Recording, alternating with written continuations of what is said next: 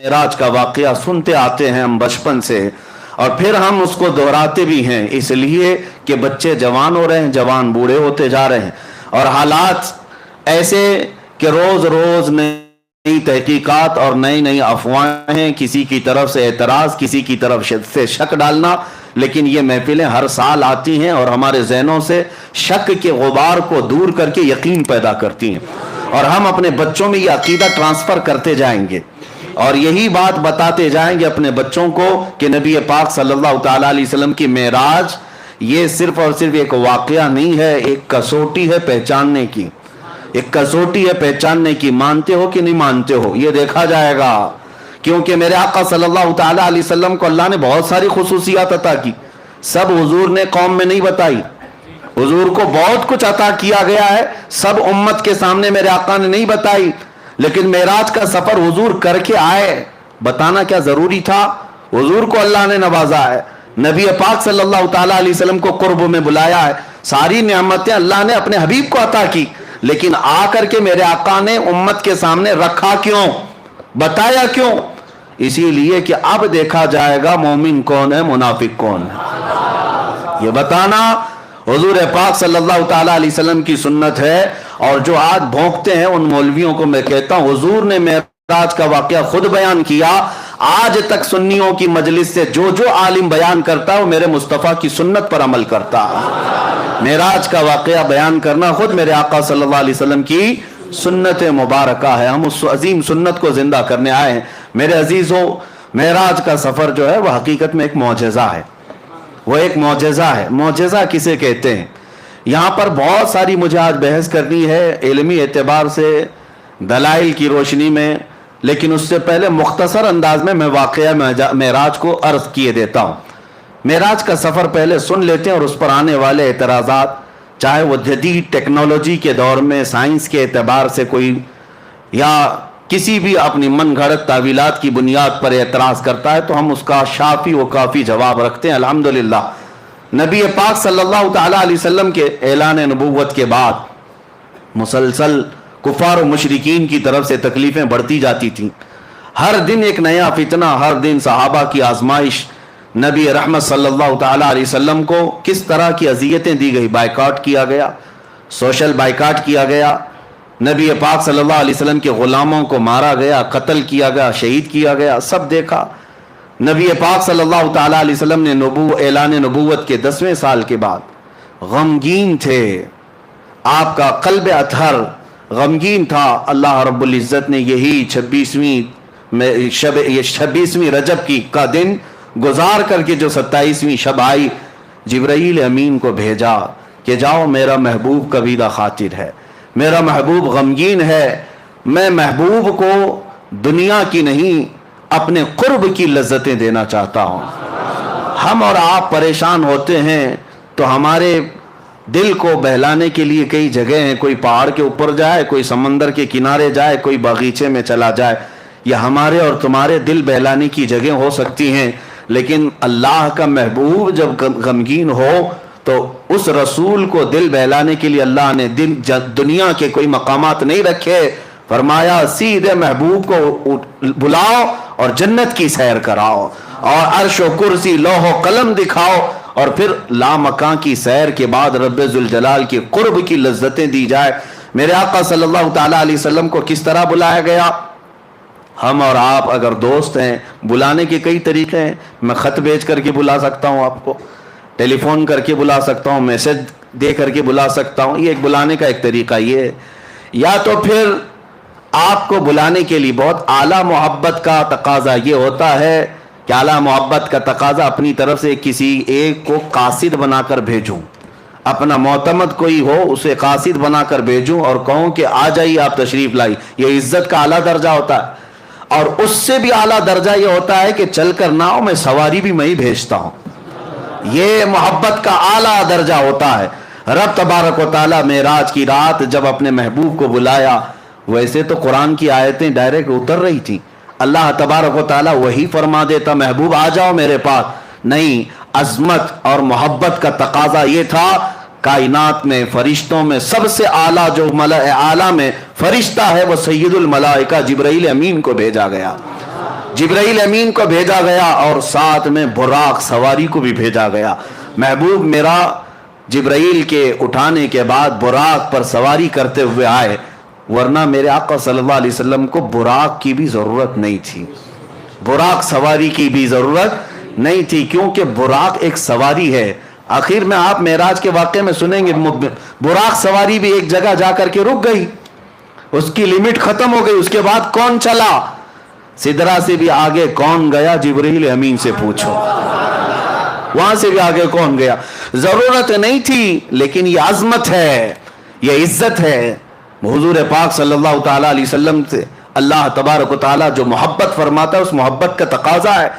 اب نبی پاک صلی اللہ علیہ وسلم کی حدیث سنتے ہیں. حضور نے خود فرمایا, میں حرم حتیم حرم میں یا حرم کا جو حصہ ہے مطاف, وہاں پر حضور صلی اللہ تعالی علیہ وسلم آرام فرما رہے تھے.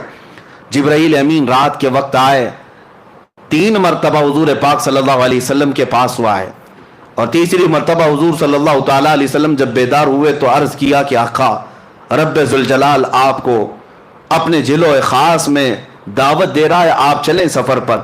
حضور کو اٹھایا, اور اتنا ہی نہیں بلکہ چاہے زمزم کے پاس لے جا کر حضور پاک صلی اللہ علیہ وسلم کا سینہ اطہر چاک کیا گیا, آپ کا دل مبارک نکالا گیا, اور جنت کی ایک تشتری میں انوار و تجلیات سے بھرا ہوا پانی تھا. اس پانی سے رسول کریم صلی اللہ علیہ وسلم کے قلب اطہر کو دھویا گیا, پھر دوبارہ آپ کے سینے مبارکہ میں رکھا گیا, اور اس کے بعد پھر جبرائیل امین نے عرض کیا براق سواری آپ کے لیے تیار ہے. نبی پاک صلی اللہ تعالی علیہ وسلم جب براق کے پاس گئے, یہ سواری نہ پہلے آپ سے کسی کو دی گئی اور نہ قیامت تک کسی کو دی جائے گی. وہ رسول کریم صلی اللہ علیہ وسلم کا خاصہ ہے.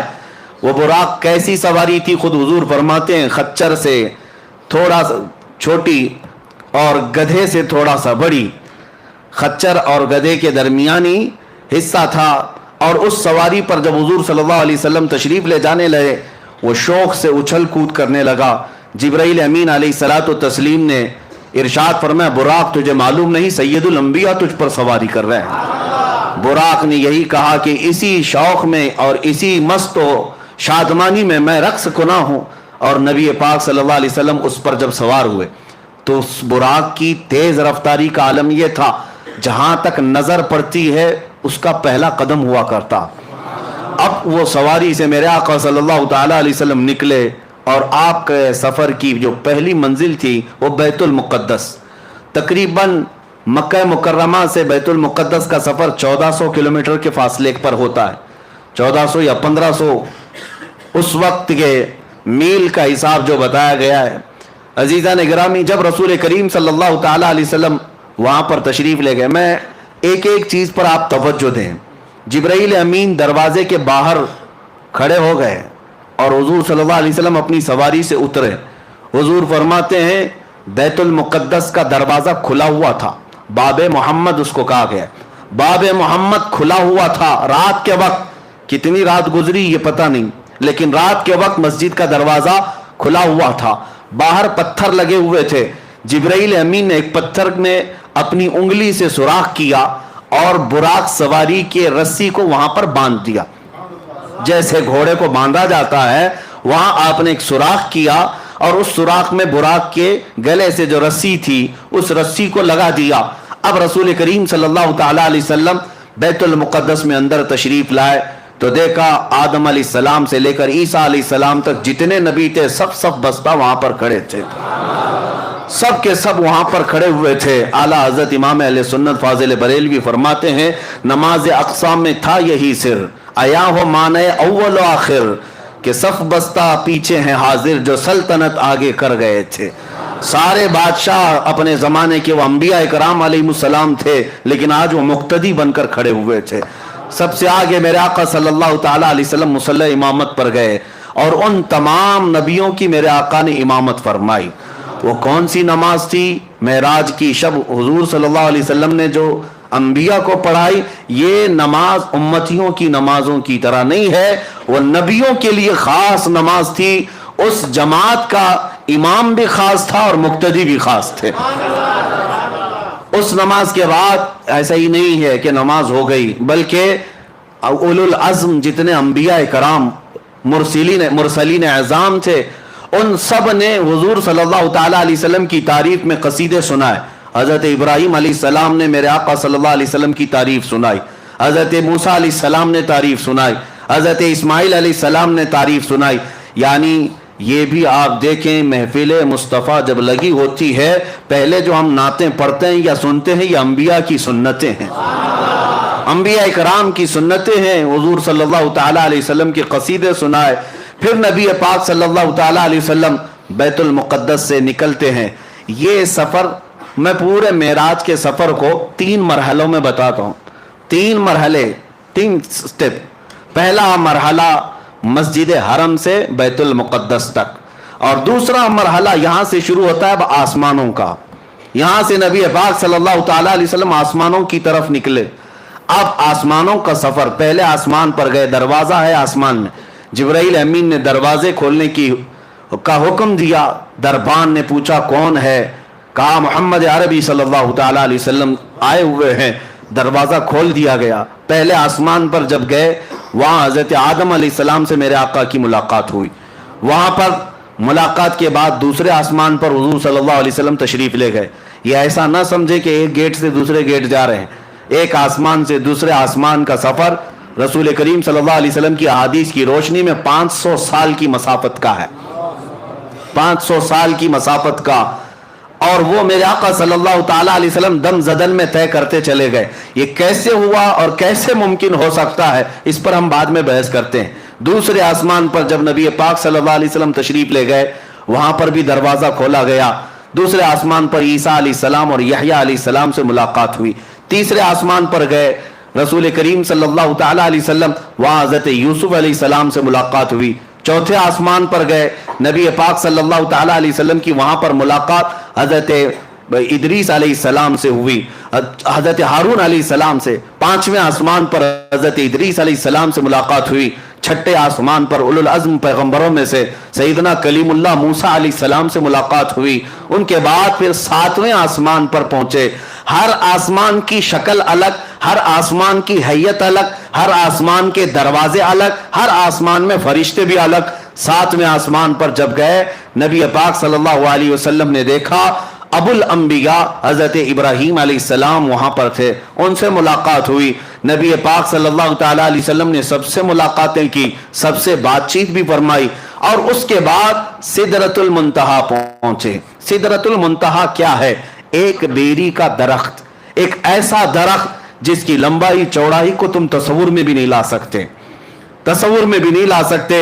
ये पूरी दुनिया उसके एक पत्ते के बराबर भी नहीं, पूरी दुनिया उस दरख्त के पत्ते के बराबर नहीं। सिदरतुल मुंतहा वो एक झाड़ी है जिसके इर्द गिर्द अल्लाह के तमाम फरिश्ते हैं। सिदरतुल मुंतहा ये जिब्राइल अमीन अलैहिस्सलातु तस्लीम का आखिरी मकाम है। वहां पहुंचने के बाद अब जितने फरिश्ते अल्लाह ताला के हैं सब हुजूम दर हुजूम आने लगे। और यह हदीस पाक में है, सारे फरिश्ते आकर अल्लाह रब्बुल इज्जत की बारगाह में अर्ज करने लगे, ऐ मौला, आज तेरा महबूब तेरे कुर्ब के और तेरे विसाल की लज्जतें पाने के लिए सफर मेराज पर आया है। इससे बेहतर मौका हमें नहीं मिलेगा, एक बार तेरे हबीब के दीदार का मौका अता किया जाए। अल्लाह रब्बुल इज्जत की तरफ से मले आला तमाम फरिश्तों को इजाजत दी गई। हुजूर सल्लल्लाहु ताला अलैहि वसल्लम इरशाद फरमाते हैं, मैं सिदरतुल मुंतहा के पास था, फरिश्ते हुजूम दर हुजूम आते और जियारत करते, दुरूद पढ़ते और निकलते चले जाते। वो कैसा समा था, वो कैसा नूर का वो माहौल था कि इस लम्हे, ये कितने लम्हे गुजरा, कितना जमाना गुजरा, हम में से कोई इदराक नहीं कर सकता, तस्वुर नहीं कर सकता। सिदरतुल मुंतहा के सफर के बाद ये दूसरा मरहला खत्म हुआ, ये सेकंड स्टेप। 3 स्टेप में मैं बता रहा हूं। तीसरा मरहला सिदरतुल मुंतहा के बाद बुराक को भी छोड़ दिया गया, जिब्राइल अमीन भी वहां रुक गए और हुजूर सल्लल्लाहु अलैहि वसल्लम ने उनसे कहा कि चलो जिब्राइल आगे। तो जिब्राइल कहने लगे, लौ दनौ तो अनमुलतन, अगर मैं एक राई के दाने के बराबर भी आगे बढ़ जाऊं तो अल्लाह की तजल्ली से मेरे पर जल जाएंगे। इससे ज्यादा की लिमिट नहीं है, इससे आगे नहीं जा सकता। आप तशरीफ ले जाएं, आपका रब आपका हामी व नासिर है। नबी पाक सल्लल्लाहु अलैहि वसल्लम उसके आगे का जो सफर फरमाते हैं। फिर भी अभी एक सवारी लाई गई जिसको रफ रफ कहा गया। रफ रफ یہ براق سے بھی کئی ہزار درجے تیز رفتار، براق سے کئی ہزار درجے تیز رفتار۔ اس میں جب نبی پاک صلی اللہ تعالی علیہ وسلم سوار ہوئے تو جہاں تک جبرائیل کی نظریں جاتی تھی وہاں تک رف رف گیا۔ پھر حضور صلی اللہ تعالی علیہ وسلم کو رف رف سے بھی اترنے کا حکم ہوا۔ رف رف سے جب آپ صلی اللہ علیہ وسلم اتر آئے تو اس سواری کو بھی چھوڑ دیا گیا۔ اب حکم ہوا کہ اب محبوب اکیلے جائیں، اس سے آگے اب کسی کا سفر نہیں ہے، اب آپ اکیلے جائیں۔ اب جس جگہ میرے آقا صلی اللہ علیہ وسلم گئے اس کو کہتے ہیں لا مکان۔ اس کو کیا کہتے ہیں؟ لا مکان۔ لا مکان کا مطلب ہوتا ہے مکان ہے ہی نہیں، جگہ ہے ہی نہیں، کیا بولو گے اس کو؟ اس کا نام کیا ہے؟ اس کا نام کیا؟ اچھا، اور دوسری بات، وہ کہاں ہے، کیسا ہے، کدھر ہے، یہ بھی نہیں پتا۔ ہم یہاں ہیں تو ہمارے جہتیں ہیں، 6 جہت مشہور ہے۔ جہت کس کو کہتے ہیں؟ ڈائریکشنز کو، ایک سامنے، ایک پیچھے، ایک دائیں، ایک بائیں، ایک اوپر، ایک نیچے، اس کو جہت کہتے ہیں۔ سامنے ہونا، پیچھے ہونا، دائیں ہونا، بائیں ہونا، اوپر ہونا، نیچے ہونا، یہ جہت ہے، یہ سمت ہے۔ نبی پاک صلی اللہ تعالی علیہ وسلم جہاں تشریف لے گئے وہاں کوئی جہت ہی نہیں، کوئی جہت نہیں۔ وہاں سامنے بھی نہیں کہہ سکتے، پیچھے بھی نہیں کہہ سکتے، دائیں بھی نہیں، بائیں بھی نہیں، اوپر بھی نہیں، نیچے بھی نہیں۔ یہ صرف مکان میں ہوتا ہے، لا مکان میں نہیں ہوتا۔ لا مکان میں جہتیں نہیں ہوتی۔ اسی کو اعلیٰ حضرت فرماتے ہیں خرد سے کہہ دو کہ سر جھکا لے۔ خرد کہتے ہیں عقل کو، عقل کے گھوڑے دوڑانے والوں، خرد سے کہہ دو کہ سر جھکا لے۔ یہاں جہت کو پڑے ہیں لالے، یعنی جہت جو ہے سمت ان کو خود ہی نہیں معلوم۔ اعلیٰ حضرت فرماتے ہیں یہاں جہت کو پڑے ہیں لالے، کسے بتائیں کدھر گئے تھے؟ نبی پاک صلی اللہ تعالی علیہ وسلم کدھر گئے تھے؟ کون بتائے؟ ادھر گئے تھے کہ ادھر گئے تھے، ادھر گئے تھے کہ ادھر گئے تھے؟ اعلیٰ حضرت فرماتے ہیں ادھر ادھر بھی مکان میں ہے، لا مکان میں ہے ہی نہیں۔ لا مکان میں ادھر ادھر بھی نہیں، یہاں وہاں بھی نہیں، بلکہ وہ لا مکان ہے۔ اب رسول پاک صلی اللہ علیہ وسلم کا وہ نوری سفر یہ تیسرے مرحلے کا ہے۔ اب میں آپ کو بتاؤں 3 سفروں کے لیے 3 الگ الگ شان میرے مصطفیٰ کو دی گئی ہے، الگ الگ شان۔ ظاہر سی بات ہے میں آپ کو بتاؤں ہر سفر کے کپڑے الگ ہوتے ہیں، ہر سفر کے کپڑے الگ ہوتے ہیں۔ کشمیر جاؤ تو ٹھنڈی کا لباس لے کے جاؤ، ہاں اکثر ٹھنڈیوں کے موسم میں یوں ہی نہیں جاتے، کسی گرم جگہ پر جا رہے ہوں تو وہاں کے کپڑے الگ ہوتے ہیں، ہر جگہ کے کپڑے الگ ہوتے ہیں۔ جہاں کا سفر کرنا ہے ویسا لباس، ویسا کھانا۔ اب نبی پاک صلی اللہ تعالی علیہ وسلم کے اس سفر میں ائمہ اکرام نے فرمایا پہلا سفر جو تھا وہ عالم بشریت کا تھا، مسجد حرم سے مسجد اقصی تک یہ عالم بشریت کا سفر تھا، بشریت کا۔ اور اب سے یہاں سے بیت المقدس سے سدرۃ المنتہا تک نبی پاک صلی اللہ علیہ وسلم کی نورانیت کا سفر تھا، اور سدرۃ المنتہا سے عرش الہی اور لامکاں کا سفر حقیقت محمدیہ کا تھا۔ اب اس حقیقت محمدیہ کو کوئی پہچان نہیں سکتا۔ بشریت بھی میرے آقا میں ہے، نورانیت بھی میرے آقا میں ہے، اور حقیقت بھی میرے آقا میں ہے، اور ہر جگہ کا لباس الگ ہے، اور ہر جگہ کی معراج ہوئی۔ ہر جگہ کی معراج کسے کہتے ہیں؟ عروج کو، بلندی کو۔ ہر جگہ وہ چیز میرے آقا کو دی گئی جس کو عام انسان کر ہی نہیں سکتا، عام انسان کر ہی نہیں سکتا۔ بشریت میں میرے آقا کو ایسا لے جایا گیا کہ مسجد حرم سے مسجد اقصی تک کا سفر کتنے چھوٹے لمحے میں کرایا گیا۔ کیا کوئی یہ بشر کر سکتا ہے؟ یہ عالم بشریت کی معراج تھی، اور یہ بھی معجزہ ہے۔ اب بیت المقدس سے سدرۃ المنتہا کا سفر یہ نورانیت کا سفر ہے، اور وہ سفر بھی کوئی فرشتہ بھی نہیں کر سکتا۔ وہ نبی پاک صلی اللہ تعالی علیہ وسلم کو معراج دی گئی۔ اب سدرۃ المنتہا سے رب ذوالجلال کی وصال اور قرب تک کی سب کا سفر یہ حقیقت محمدیہ کا سفر تھا۔ وہاں بھی معراج حضور کی بشریت کی بھی معراج ہے، نورانیت کی بھی معراج ہے، اور حقیقت کی بھی معراج ہے، ہر کیفیت اور ہر مرحلے کی معراج۔ اب یہ 3 مرحلوں سے جو سفر ہوا، اب میں آپ کو بتاؤں حضور رف رف کو چھوڑ کر پھر آگے کیسے گئے؟ آگے کیسے گئے؟ کدھر جاتے تھے؟ کہاں جاتے تھے؟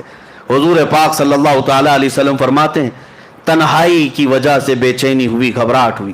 کسی کو ہوتی ہے بشریت کا تقاضا ہو، یا ایسی جگہ پر پہلی مرتبہ آمد جو جگہ ہی نہیں، وہاں کیا ہے؟ صرف نور ہی نور ہے، सिर्फ नूर ही नूर। और नूर का मैं आपको बताता हूं ऐसा कैसे हो सकता है। लोग सोचते हैं ना ऐसा कैसे हो सकता है कि आप कह रहे हैं दाएं भी नहीं, बाएं भी नहीं, आगे भी नहीं, पीछे भी नहीं, ऐसा कैसे? नूर का यही खासा है, नूर का यही खासा, इसकी स्पेशलिटी यही है। मैं अभी पूछता हूं, मस्जिद में लाइट लगी हुई है, लाइट तो ऊपर है, उजाला यहां है। अब मुझे बताओ ये उजाला सामने है कि पीछे है कि दाएं है कि बाएं? उजाला किधर है? कोई कह सकता है?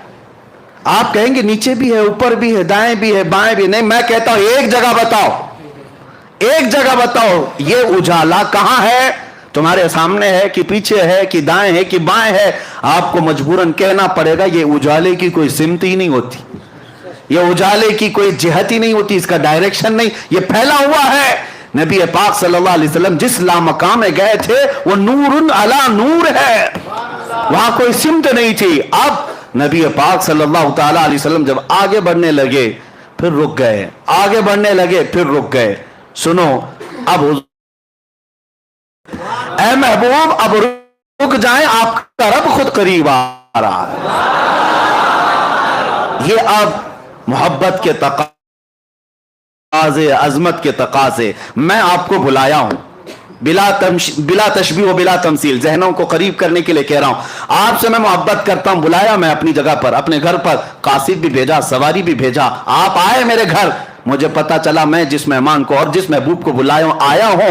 अब और आला मोहब्बत का तकाजा यह है मैं अपने घर के सोफे में बैठकर इंतजार ना करूं, दरवाजे से निकल करके तुम्हारा इस्तेकबाल करूं, निकल कर मैं तुम्हारा इस्तेकबाल करूं। यह आला दर्जे की अजमत हुआ करती है, बिला तशबीह बिला तमसील। मेरे मुस्तफा रब्बे जुल जलाल के कुर्ब में जा रहे थे, बुलाया गया कासिद भेजकर, बुलाया गया सवारी पर बिठाकर, लेकिन जब उस जगह पर पहुंचे जिस जगह का नाम ही नहीं है, तब रब तबारक व तआला ने इरशाद फरमाया किफ या मोहम्मद इन्ना रब्बका युसल्ली, ऐ महबूब रुक जाएं, आपका रब खुद करीब आ रहा है।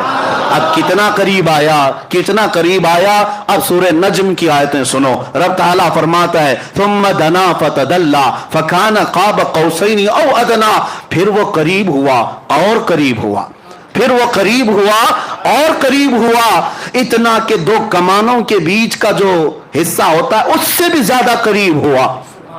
अब ये जो इस्तिआरा इसको कहते हैं अरबी में, तशबीह दी गई कमान से। कमान क्यों? ये बहुत ही नफीस बात है इसके अंदर, कमान से भी ज्यादा करीब हुआ। आप कभी सुने आप अपनी जुबान में कि कमान से भी ज्यादा करीब है? क़ाब क़ौसैन, ये कुरान पाक सूरह नज्म में कौसैन कहते हैं, तीर कमान तो देखा होगा ना।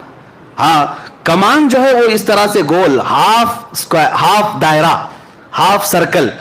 ये जो कमान है इससे तशबीह क्यों दी गई? एक दो कमानों से भी कम का फासला रह गया। असल में लोग ये समझते होंगे ये जो तीर कमान है ये नहीं है, अरबों की एक कहावत है ये, क्योंकि कुरान अरबी में नाजिल हुआ अरबों को चैलेंज करते हुए। उनके यहाँ जो मुहावरे चलते थे वो क्या है पता है? अरब कबीलों में, अरब खानदानों में एक दस्तूर था, दो खानदान वाले जब सुलह करते, जब दो खानदान वाले कोई मुआहदा करते, एग्रीमेंट करते कि आज से हम और आप सगे भाई की तरह हैं, मोहब्बत में हम एक दूसरे से बहुत करीब हैं, तो क्या करते थे पता है? एक खानदान का लीडर दूसरे खानदान का लीडर दोनों मैदान में आते और दोनों के हाथ में कमान होते थे। तवज्जो से सुने, दोनों के हाथों में कमान होते और तीर भी होते। दोनों मोहब्बत का एग्रीमेंट कर रहे हैं, दोनों दो खानदानों में जब सुलह होती और मोहब्बत का मुआहदा होता तो ये करते, दोनों कमान लेकर के मैदान में आते। अब क्या करते? इस कबीले वाला अपना कमान उसको देता, उसका कमान खुद लेता, बदल होते, अदल बदल। ये उस कबीले की कमान लेता और वो उस कबीले की कमान लेता। अब क्या करते? सुनिए अरबों की मोहब्बत के किस्से। दोनों कबीले वाले तीर चलाते, अपने अपने कमानों से तीर चलाते, और जब तीर जाकर गिरता तो दोनों खानदानों वाले नारा क्या लगाते पता है? कि तुम्हारा चलाया हुआ तीर हमारा है, हमारा चलाया हुआ तीर तुम्हारा है। ये मोहब्बत के लिए ये तरीका होता था। कौसैन इसको कहते, दो कमानों को, कि जब बहुत ज्यादा करीब हो जाएं تو میرا تیر تم چلاؤ، تمہارا تیر میں چلاؤں، لیکن بات یہ ہوگی سب میں کہ میرا چلایا ہوا تمہارا سمجھا جائے گا، تمہارا چلایا ہوا میرا سمجھا جائے گا۔ یہ عربوں میں قریب ہونے کو مثال دی جاتی، بلا تشبیہ و بلا تمثیل۔ رب ذوالجلال نے قریب بلا کر کے یہ ارشاد فرمایا، وہ عربوں میں قوسین بدل کر کے قریب ہونے کی بات کرتے ہیں، میرا محبوب تو اس سے بھی زیادہ قریب ہوا۔ اور اسی کو اعلیٰ حضرت اپنے قصیدے میں فرماتے ہیں، میں تو مالک ہی کہوں گا کہ ہو مالک کے حبیب، میں تو مالک ہی کہوں گا کہ ہو مالک کے حبیب، یعنی محبوب و محب میں نہیں میرا تیرا، محبوب و محب میں نہیں میرا تیرا، جو کام خدا کا ہے وہ کام میرے رسول کا ہے۔ اور قرآن میں بھی ہے، جو رسول نے فرمایا اللہ فرماتا ہے یہ میرا کام ہے۔ تو یہ قرب کے لیے کہا گیا، اتنا قریب میرے آقا تشریف لے گئے۔ اب میں آپ کو بتاتا ہوں اس کے بعد کیا ہوا۔ اس کے بعد کیا ہوا، وہاں پر رب ذوالجلال کو محبوب رب نے، حضور پاک صلی اللہ تعالی علیہ وسلم نے اپنے ظاہری آنکھوں سے دیکھا، صرف تجلی کو نہیں، پوری ذات الہی کو دیکھا۔ اب یہاں پر جو اعتراض ہے، قرآن پاک میں لا تدرکہ الابصار، اس کو کوئی آنکھ دیکھ نہیں سکتی، اس کو کوئی آنکھ دیکھ نہیں سکتی۔ یہ آیت پڑھ کر کے بعض لوگ یہ کہتے ہیں یہ ہو ہی نہیں سکتا، حضور کیسے دیکھ سکتے ہیں؟ لیکن میں ان سے کہتا ہوں اس آیت میں اللہ نے یہ نہیں فرمایا کہ میں عطا کروں تو بھی نہیں دیکھ سکتا، یہ تو نہیں فرمایا۔ کوئی آنکھ نہیں دیکھ سکتی یقین ہے، لیکن وہ خود کسی کو طاقت دے دے تو ممکن ہے، ممکن ہے مولا کریم۔ اب میں آپ کو اسی بحث کی طرف لے جاؤں گا، پہلے اس معراج کے واقعے کو کمپلیٹ کرتے ہیں، کیونکہ یہ ہمارا دستور ہے، پورا آپ سن لیں۔ قریب اتنا ہوئے، اب اس کے بعد کتنی دیر رہے، کیا باتیں ہوئی، یہ محبوب و محب کے راز ہیں۔ فَأَوْحَى إِلَىٰ عَبْدِهِ مَا أَوْحَى، قرآن میں یہ ہے کہ اللہ نے اپنے حبیب پر وحی کی جو وحی کی، خود رب تعالیٰ نہیں بتایا۔ قرآن میں ہر چیز بتائی گئی ہے، لیکن وہاں اپنے حبیب کو کیا باتیں کی، اللہ فرماتا ہے فَأَوْحَى إِلَىٰ عَبْدِهِ مَا أَوْحَى، اپنے بندے خاص سے جو باتیں کرنی تھی کر لیا، رب ہو گئی باتیں۔ اب اس کے بعد رسول پاک صلی اللہ علیہ وسلم ارشاد فرماتے، اللہ عز و جل نے اپنے دست قدرت کو میرے سینے پر رکھا، جس کی ٹھنڈک میں نے اپنے دل میں محسوس کی، اور اس کے بعد میں نے زمین و آسمان کی ہر چھپی ہوئی چیز کو دیکھ لیا، ہر شے میرے سامنے عیاں ہو گئی۔ پھر اعلیٰ حضرت اسی کو فرماتے ہیں، یا رسول اللہ، سر عرش پر ہے تیری گزر، در فرش پر ہے تیری نظر، ملکوت و ملک میں نہیں کوئی شے وہ جو تجھ پہ عیاں نہیں، اور کوئی غیب کیا تم سے نہاں ہو بھلا، جب نہ خدا ہی چھپا۔ سب سے اعلیٰ دنیا میں کوئی چیز آپ کو لگتی ہو تو آپ اپنے حساب سے عقل سے سوچتے ہوں گے آسمان سب سے بلند ہے، فلاں اس سے، لیکن پوری کائنات کو بنانے والا رب العالمین ہے۔ اس رب العالمین کو جب رسول پاک نے اپنی آنکھوں سے دیکھ لیا، خدا دیکھ لیا، تو پھر خدائی کیا رہ گئی؟ خدا کو دیکھ لیا تو پھر خدائی کوئی چیز باقی نہ رہی، سب دیکھ لیا میرے آقا صلی اللہ علیہ وسلم نے۔ اب رب العالمین کے جلوے خاص سے جب آنا تھا تب واپس ہوئے، اور کتنے سال تھے، کب آئے، یہ نوری سفر ہے، اس میں کوئی بتا نہیں سکتا۔ واپس جب میرے آقا صلی اللہ تعالی علیہ وسلم تشریف لائے تو آپ کو پتا ہے چھٹے آسمان پر حضرت موسیٰ علیہ السلام سے ملاقات ہوئی۔ اب یہاں پر بھی دیکھیں مہمان کے تقاضے کیا کیا ہوتے ہیں۔ پھر میں آتا ہوں ہماری زندگیوں کے معاملہ، پھر میں یہی کہوں گا بلا تشبیہ و بلا تمثیل، آپ سے محبت کرتا ہوں، بلانا چاہتا ہوں، قاصد بھیجا، سواری بھیجا، آپ آئے، گھر سے نکل کر کے میں آیا، استقبال کیا، آپ آ بھی گئے، بیٹھ بھی گئے، محبت کی باتیں بھی ہوئی، جانے لگے۔ محبت کا ایک اور عظیم اخلاقی اعتبار سے عظمت کی ایک نشانی یہ بھی ہے کہ جب محبوب جا رہا ہو تو خالی ہاتھ نہ جائے، مہمان جا رہا ہو تو خالی ہاتھ نہ جائے۔ محبوب آئے ہو عرش تک، محبوب آئے ہو معراج میں، جا رہے ہو تو تحفہ لے کر جاؤ۔ تحفہ، اب تحفہ کیا دینا چاہیے؟ میں تو یہی محسوس کروں گا بلا تشبیہ و بلا تمثیل، میں آپ کے مزاج کو دیکھ کر تحفہ دیتا ہوں۔ آپ آئے ہیں، آپ عطر پسند کرتے ہیں، عطر لے کے جائیے، آپ کو کپڑے پسند ہیں، کپڑے لے کر کے جائیے، آپ کو تسبیح پسند ہے آپ وہ لے کر جائیں. ہر ایک آدمی پہلے پوچھ لیتا ہے کہ فلاں کو کیا پسند ہے. آپ اپنے گھر میں آنے کے وقت کئی لوگ پوچھتے ہیں کیا میٹھا پسند کرتے ہیں, کیا کھانا پسند کرتے ہیں. یعنی دستور زندگی کا یہ ہے, آنے والے کی پسند دیکھی جاتی ہے اور وہی چیز کھلائی بھی جاتی, وہی چیز دی بھی جاتی.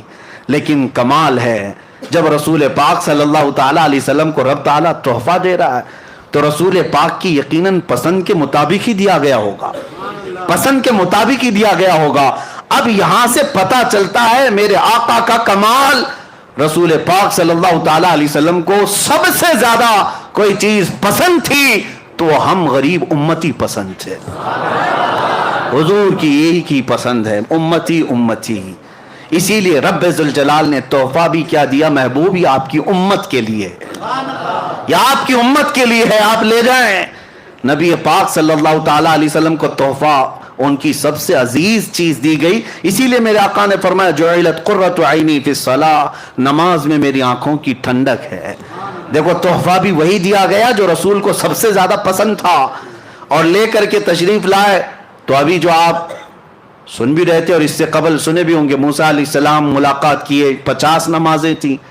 کہا کہ آپ کی امت اتنی نہیں پڑے گی, کم کرا کر لائیں. حضور صلی اللہ تعالیٰ علیہ وسلم واپس تشریف لے گئے, 5 کم کرائے.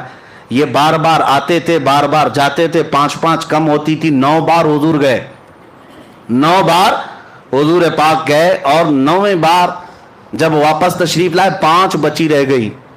حضرت موسیٰ علیہ السلام اس وقت بھی کہہ رہے تھے کہ اور کم کرا لی تھی. حضور صلی اللہ تعالیٰ علیہ وسلم نے ارشاد فرمایا اب مجھے حیا آتی ہے میرے رب کے پاس اور کم کرانے کے.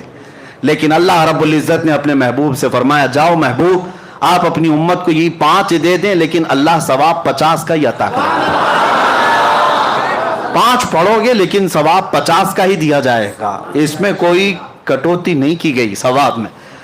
اب یہاں پر بات یہ ہے کہ ایک ہی بار کیوں نہیں کم کر دیے, ڈائریکٹ 45 کم کر دیتے, ڈائریکٹ ایک ساتھ کم کرتے یا 2 بار میں کم کرتے. اب سنیے, آپ کو وہ واقعہ معلوم ہونا چاہیے کہ موسیٰ علیہ السلام نے اپنے زمانے میں ایک مرتبہ اللہ کریم کی بارگاہ میں یہ عرض کیا تھا ربی ارینی, اے اللہ تو مجھے اپنا دیدار کرا دے.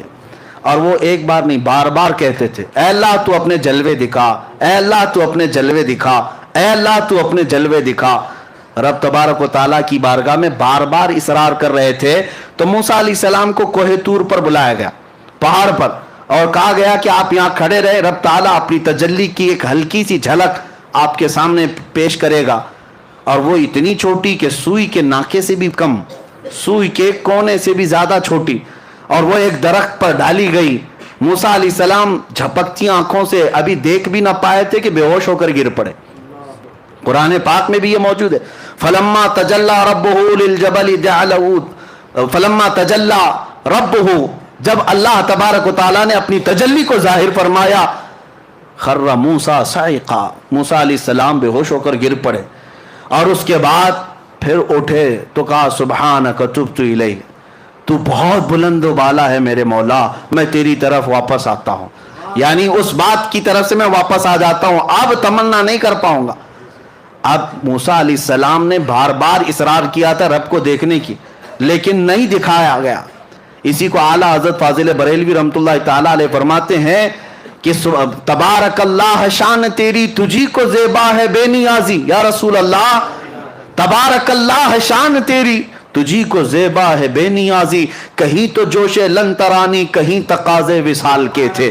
وہ سرور کشور رسالت جو عرش پر جلوہ گر ہوئے تھے, نئے نرالے طرب کے ساما عرب کے مہمان کے لیے تھے. میرے آقا صلی اللہ تعالیٰ علیہ وسلم کو بلا کر دکھایا گیا. اب میں آپ کو بتاتا ہوں یہ 45 نمازیں 9 بار میں کم کیوں گئی. فقہاء کرام اور شارحین فرماتے ہیں موسیٰ علیہ السلام نے جو اصرار کیا تھا نا, اے اللہ تو دکھا دے, اپنا دیدار کرا دے, کتنی بار کیا تھا؟ 1 بار, 2 بار, 3 بار. موسیٰ علیہ السلام نے ٹوٹل 9 بار مانگا تھا کہ اے اللہ تو اپنا دیدار کرا دے. کتنی مرتبہ؟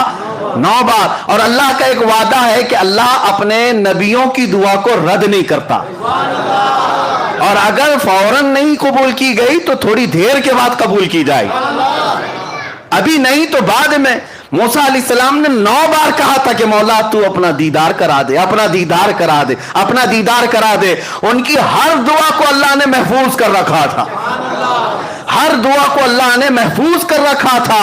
ऐ मूसा वो वक्त भी आएगा जब तुझे जलवे दिखाए जाएंगे, लेकिन जब वो वक्त आया मेराज का, अब रब तबारक व तआला अपने हबीब को जब भेजा जियारत के बाद, छठे आसमान पर मूसा अलैहिस्सलाम से मुलाकात हुई तो रब का यही हुक्म था, मूसा तुम बज़ाहिर अपनी आंखों से डायरेक्ट तो नहीं देख सकते थे, अपने हबीब की आंखों में अब मेरे जलवे देखो। हबीब मेरा मेरी जियारत किए आ रहा है, नजारे अपनी आंखों में लिए आ रहा है। मूसा तुम डायरेक्ट तो नहीं देख सकते थे, हबीब की आंखों से अपने मौला का दीदार करो। हम वसीले वाले इसीलिए हैं मेरे अजीजों। अगर आला हज़रत को पढ़ो, कहते हैं बखुदा खुदा का यही है दर, बखुदा खुदा का यही है दर, नहीं और कोई मफर मखर, जो वहां से हो यही आके हो, जो यहां नहीं तो वहां नहीं, हाँ जो यहां नहीं तो। आला हज़रत ने सच फरमाया, हुजूर के पास जाओ तभी दरवाजे खुलेंगे, यही दरवाजा रहमत है जो रब तक तुम्हें पहुंचाने वाला है। और शॉर्टकट भागने की कोशिश करोगे तो कटी पतंग न जाने कहां गिर जाओगे, न जाने कहां गिर जाओगे। और हमने देखा है जिनकी डोर कटी हुई है, आज वो बेचारे किसी की धोती में, किसी की साड़ी में है। हाँ देखिए, आज पता नहीं उसको भी राजी करना, इसको भी राजी करना है, और सबको राजी करते करते ऐसी हालत हो गई, धोबी का कुत्ता, न घर का न घाट का, न इधर के रहे न उधर के रहे, न खुदा ही मिला न विसाले सनम। हाँ बीच में बात आ गई, मैं अर्ज कर रहा हूं मेरे अजीजों, याद रखो राजी करना हो अपने हबीब को राजी करो, राजी करो। वो मौला तुम्हारे एक सजदे से राजी होता है। वो एक सजदा जिसे तू गिरा समझता है, 1000 सजदों से देता है आदमी को नजात। इकबाल ने सच कहा था, एक सजदा दिल के साथ मेरे मौला की बारगाह में कर लो, हर जगह मौला झुकने से महफूज रखेगा, हर जगह तुम्हारे सर को महफूज रखेगा। अभी अभी आपने सुना होगा धर्म संसद के नाम पर कुछ पाखंडी मौलवी, आप पहले पाखंडी पुजारी होते थे, वो पाखंडी मौलवी भी हैं, वो गद्दार हैं जमात के, दाढ़ियां भी हैं, टोपियां भी हैं, और बड़े नामचीन नाम रखते हैं, और पूरे हिंदुस्तान की नुमाइंदगी करने की बात करते हैं। लेकिन इन्होंने क्या किया, अभी एक महफिल बुलाई धर्म संसद के नाम पर, शायद हो सकता है खबरें नहीं देख रहे हो आजकल, या पहुंची नहीं होंगी, अल्लाह करे कि ना ही पहुंचे, इसलिए कि दिलों के अंदर ऐसी चीजें पैदा हो जाती हैं, अल्लाह ही बचाए इन जालिमों की वजह से। ये जमाते देवबंद के बड़े कायदीन उलमा की बात कर रहा हूं, जिनके पीछे पूरी पूरी जमात चलती है, और दर संसद बुलाकर पंडित भी हैं, सिख भी हैं, जैन भी हैं, बुलाया तो बुलाया, हमें इससे क्या है, जिसको बुलाना है सबको बुलाओ। लेकिन बैठे बैठे मौलवी साहब कहने लगे अल्लाह भी एक ही है, ओम भी एक ही है, जो अल्लाह कहेगा वो भी ठीक है, ओम कहेगा वो भी ठीक है, सब एक ही है। यही मैं कहता हूं कि कुछ को राजी करने के लिए उन्होंने किया तो स्टेज पर कि ये भी राजी हो जाएं, हुकूमत पर बैठे हुए कुत्ते थोड़े से हमें भी टुकड़े डाल दें, इसीलिए तो किया। लेकिन हुआ क्या, वहीं से छोड़ करके सारे चले गए और कहा मौलवी साहब तुम्हारे किस्से हम नहीं सुनेंगे। अल्लाह की पनाह, तुम इनको राजी करने के लिए कहां से कहां गिर पड़े, कहां से कहां गिर पड़े, ना इधर के रहे ना उधर के रहे। इसीलिए 100 साल पहले मेरे आला हजरत ने समझाया था, हाँ ऐ लोगों बेदार रहो, आंख से काजल साफ चुरा ले, यहाँ वो चोर भला के हैं। तेरी गठरी ताकी है और तूने नींद निकाली है, सोना जंगल रात अंधेरी छाई बदली काली है, सोने वालों जागते रहियो चोरों की। हाँ ये वही चोर हैं, ये वही चोर हैं। आंख से काजल साफ चुरा लें, क्या मतलब है, काजल कोई चुराता है, काजल कोई चुराता है? पुलिस स्टेशन में जाकर पूछो क्या आपके पास अब तक कोई ऐसा केस रजिस्टर हुआ कि कोई चोर जो है किसी का काजल चुरा के गया हो? शायद कोई थानेदार कहेगा कि नहीं ऐसा तो कोई केस नहीं आया। लेकिन यहां आता है केस, आला हजरत फरमाते नहीं है काजल चुराते हैं। आला हजरत ने इस्तिआरा लिया, आंख से काजल साफ चुरा ले, इसका मतलब यह है मोमिन की आंख का काजल इश्क मुस्तफा हुआ करता है। ये सुरमे की बोतल काजल की डिबिया नहीं मुराद है, हर मोमिन की आंख का काजल, आंख का सुरमा मेरे मुस्तफा का इश्क है और वो तुम्हारी आंखों में लगा हुआ है। और इस काजल को चुराने वाले चोर गली गली गठरी लेकर घूमते हैं اور آتے اللہ رسول کی باتیں، اللہ رسول کی باتیں کہاں لے جا کر کے چھوڑ رہے ہو۔ اسی لیے میرے عزیزو، ہمارے بزرگوں نے ایک بہت اچھی بات سنائی تھی کہ بگولا جو ہے بہت سفید رہتا ہے، بڑا خوبصورت دکھتا ہے۔ ایک بار ندی میں آیا اور سر جھکائے بیٹھا تھا، تسبیح پڑھ رہا تھا۔ مچھلیاں خوش ہو گئی، اللہ والے آئے ہیں، اللہ والے اتنے سفید ہیں، اتنے خوبصورت ہیں، اور سر جھکائے بیٹھے ہوئے صرف تسبیح پڑھتے ہیں۔ چھوٹی چھوٹی مچھلیاں تھی، نئی نئی مچھلیاں تھی، انہیں پتہ نہیں کہ بگولا کیسے شکار کرتا ہے، انہیں معلوم نہیں۔ بڑی مچھلی جو تھی، بڑی مچھلی کو جب پتا چلا بگلا آیا ہے، اندھا بگلا جس کو کہتے ہیں، سفید والا، وہ آیا ہے، چھوٹی مچھلیاں دوڑی دوڑی جا رہی، چلو زیارت کے لیے حضرت آئے۔ بڑی مچھلی نے سمجھا نہیں میاں یہ تو چور ہے، یہ چور ہے، یہ ڈاکو ہے، جاؤ گے اچھک لے جائے گا۔ سب برا بھلا کہنے لگی، یہ اماں، یہ دادی، یہ پرانے خیالات کی ہیں، ان کو کیا معلوم اللہ والوں کو برا کہتی ہے۔ ہاں یہ اپنے گھر میں رہتی ہیں، بوڑھی ہو گئی ہیں، اللہ والوں کو گالیاں دیتی، کتنے سفید ہیں، کتنے شریف، آنکھیں بند کیے ہیں، تسبیح پڑھ رہے، سر جھکائے۔ بوڑھی مچھلیاں بولتی رہ گئی، چھوٹی مچھلیاں سمجھ نہ پائی، کہا کہ یہ سب پرانے زمانے کے خیالات ہیں، ہم تو قدم بوسی کر کے آئیں گے، ہم تو ہاتھ چوم کے آئیں گے۔ چھوٹی چھوٹی مچھلیاں آئیں قدم بوسی کرنے کے لیے اندھے بگولے کے پاس، جب قریب آئی قدموں کے پاس، بگولا چونچ مارا، سب کو اٹھا کر لے گئے۔ اس مچھلی کو، اس مچھلی کو، جو جو چونچ میں آئی اٹھا کر بھاگ گیا۔ بچی ہوئی مچھلیاں آئیں اور اماں سے کہنے لگی سچ کہتی تھی آپ، سچ کہتی تھی۔ میرے عزیزو، بزرگ یہی تو سمجھاتے تھے آپ سب کو کہ آنکھ سے کاجل صاف چرا لے یا وہ چور بلا کے ہیں۔ ہمارے نوجوان کہتے ہیں نہیں اللہ والوں کو آپ برا برا کہتے ہیں، اوپر سے نیچے تو سفید لباس پہنے رہتے ہیں، آپ بگولے کی طرح ہیں، لیکن ہم کہتے ہیں وہ ٹھوک مار کر لے جائیں گے۔ اسی لیے پرکھنا ہے کسی کو تو جبے ٹوپی سے مت پرکھو، پرکھنا ہے کسی کو تو داڑھی ٹوپی سے مت پرکھو۔ اگر کسی کے کپڑے پھٹے ہوئے ہوں، پراگندہ لباس ہو، سینہ عشق نبی سے دھڑک رہا ہو، وہ ہمارے سر کا تاج ہے، وہ ہمارے سر کا تاج ہے، بلکہ ہم اس کے قدموں میں جان لٹانے کو بھی تیار ہیں۔ پرکھنا ہو تو حب مصطفیٰ پہ پرکھو، اگر دل میں عشق مصطفیٰ ہے تو وہ ہمارا امام ہے۔ اسی کو وہ مرشد گرامی حضور تاج الشریعہ رحمۃ اللہ تعالی علیہ نے فرمایا، نبی سے ہو جو بیگانہ اسے دل سے جدا کر دے، نبی سے ہو جو بیگانہ اسے دل سے جدا کر دے، پدر مادر برادر جان و مال ان پر فدا کر دے۔ میرے عزیزو، بات ادھر ادھر نہ جائے، یہ دھرم سنسد کے کتوں کو چھوڑ دو اور پھر علل اعلان یہ کہو ظالمو تمہارا دین تمہیں مبارک، ہمارا دین ہمیں مبارک۔ ہمیں ہر جگہ اللہ اکبر ہی سکھایا گیا ہے، اللہ سب سے بڑا ہے۔ ان ظالموں کو اتنا بھی نہیں پتا، اوم اور اللہ کو ملانے کے لیے بیٹھ گئے۔ ہمیں تو اتنا پتا ہے، ہم جب دنیا میں آئے تھے کان میں سب سے پہلے جو جملہ پڑا اللہ اکبر، سب سے پہلا جملہ جو پڑا وہ کیا تھا؟ اللہ اکبر۔ اور فخر سے یہ کہتے ہوئے بھی جائیں گے، کان کھول کر سن لو، مریں گے بھی تو جنازے پر امام سب سے پہلے جملہ جو کہے گا وہ اللہ اکبر ہی ہوگا۔ ہم آئے تھے اللہ اکبر کہتے ہوئے، جائیں گے بھی اللہ اکبر کہتے ہوئے۔ نہ جانے ان ظالموں کے کان میں کس نے کیا بھونکا تھا، ہمیں نہیں پتا، ہمیں تو اللہ اکبر کہا گیا تھا، ان کے کانوں میں کس نے کیا بھونکا تھا معلوم نہیں۔ وہی جملے آج یہاں کہتے آ رہے ہیں، اور یہ حقیقت ہے کہ اللہ تعالیٰ منافق کو زیادہ دیر تک چھپنے نہیں دیتا، وہ ظاہر ہو جاتا ہے۔ لوگوں پہچان لو یہ دین کے دلالوں کو، غداروں کو، منافقین کو، اور اپنے آپ کو ان سے الگ کرو۔ اور ان کو اگر یہ لگتا ہے آج جو سکتہ میں اس کے پیچھے چلنا چاہیے، اس کی ہمدردی لینے کے لیے تھوڑا بہت اس کے جھنڈے بھی لہرانا چاہیے، اس کی جماعت میں بھی جانا چاہیے، تھوڑا ان کی دعوت بھی کرنا چاہیے، اس لیے کہ ماحول ان کا ہے، ماحول ان کا ہے۔ جو اس طرح کی بات کہتے ہیں ان کو منہ پہ کہو گرگٹ ہو، تم گرگٹ ہو، جیسا رنگ ویسا تمہارا چہرہ بدلتا ہے۔ اللہ کا شکر ہے، کروڑا شکر ہے، ہم جس قوم سے وابستہ ہیں اہل سنت و جماعت، ہماری تاریخ ہے کہ ہم کبھی بکنے والوں میں نہیں تھے۔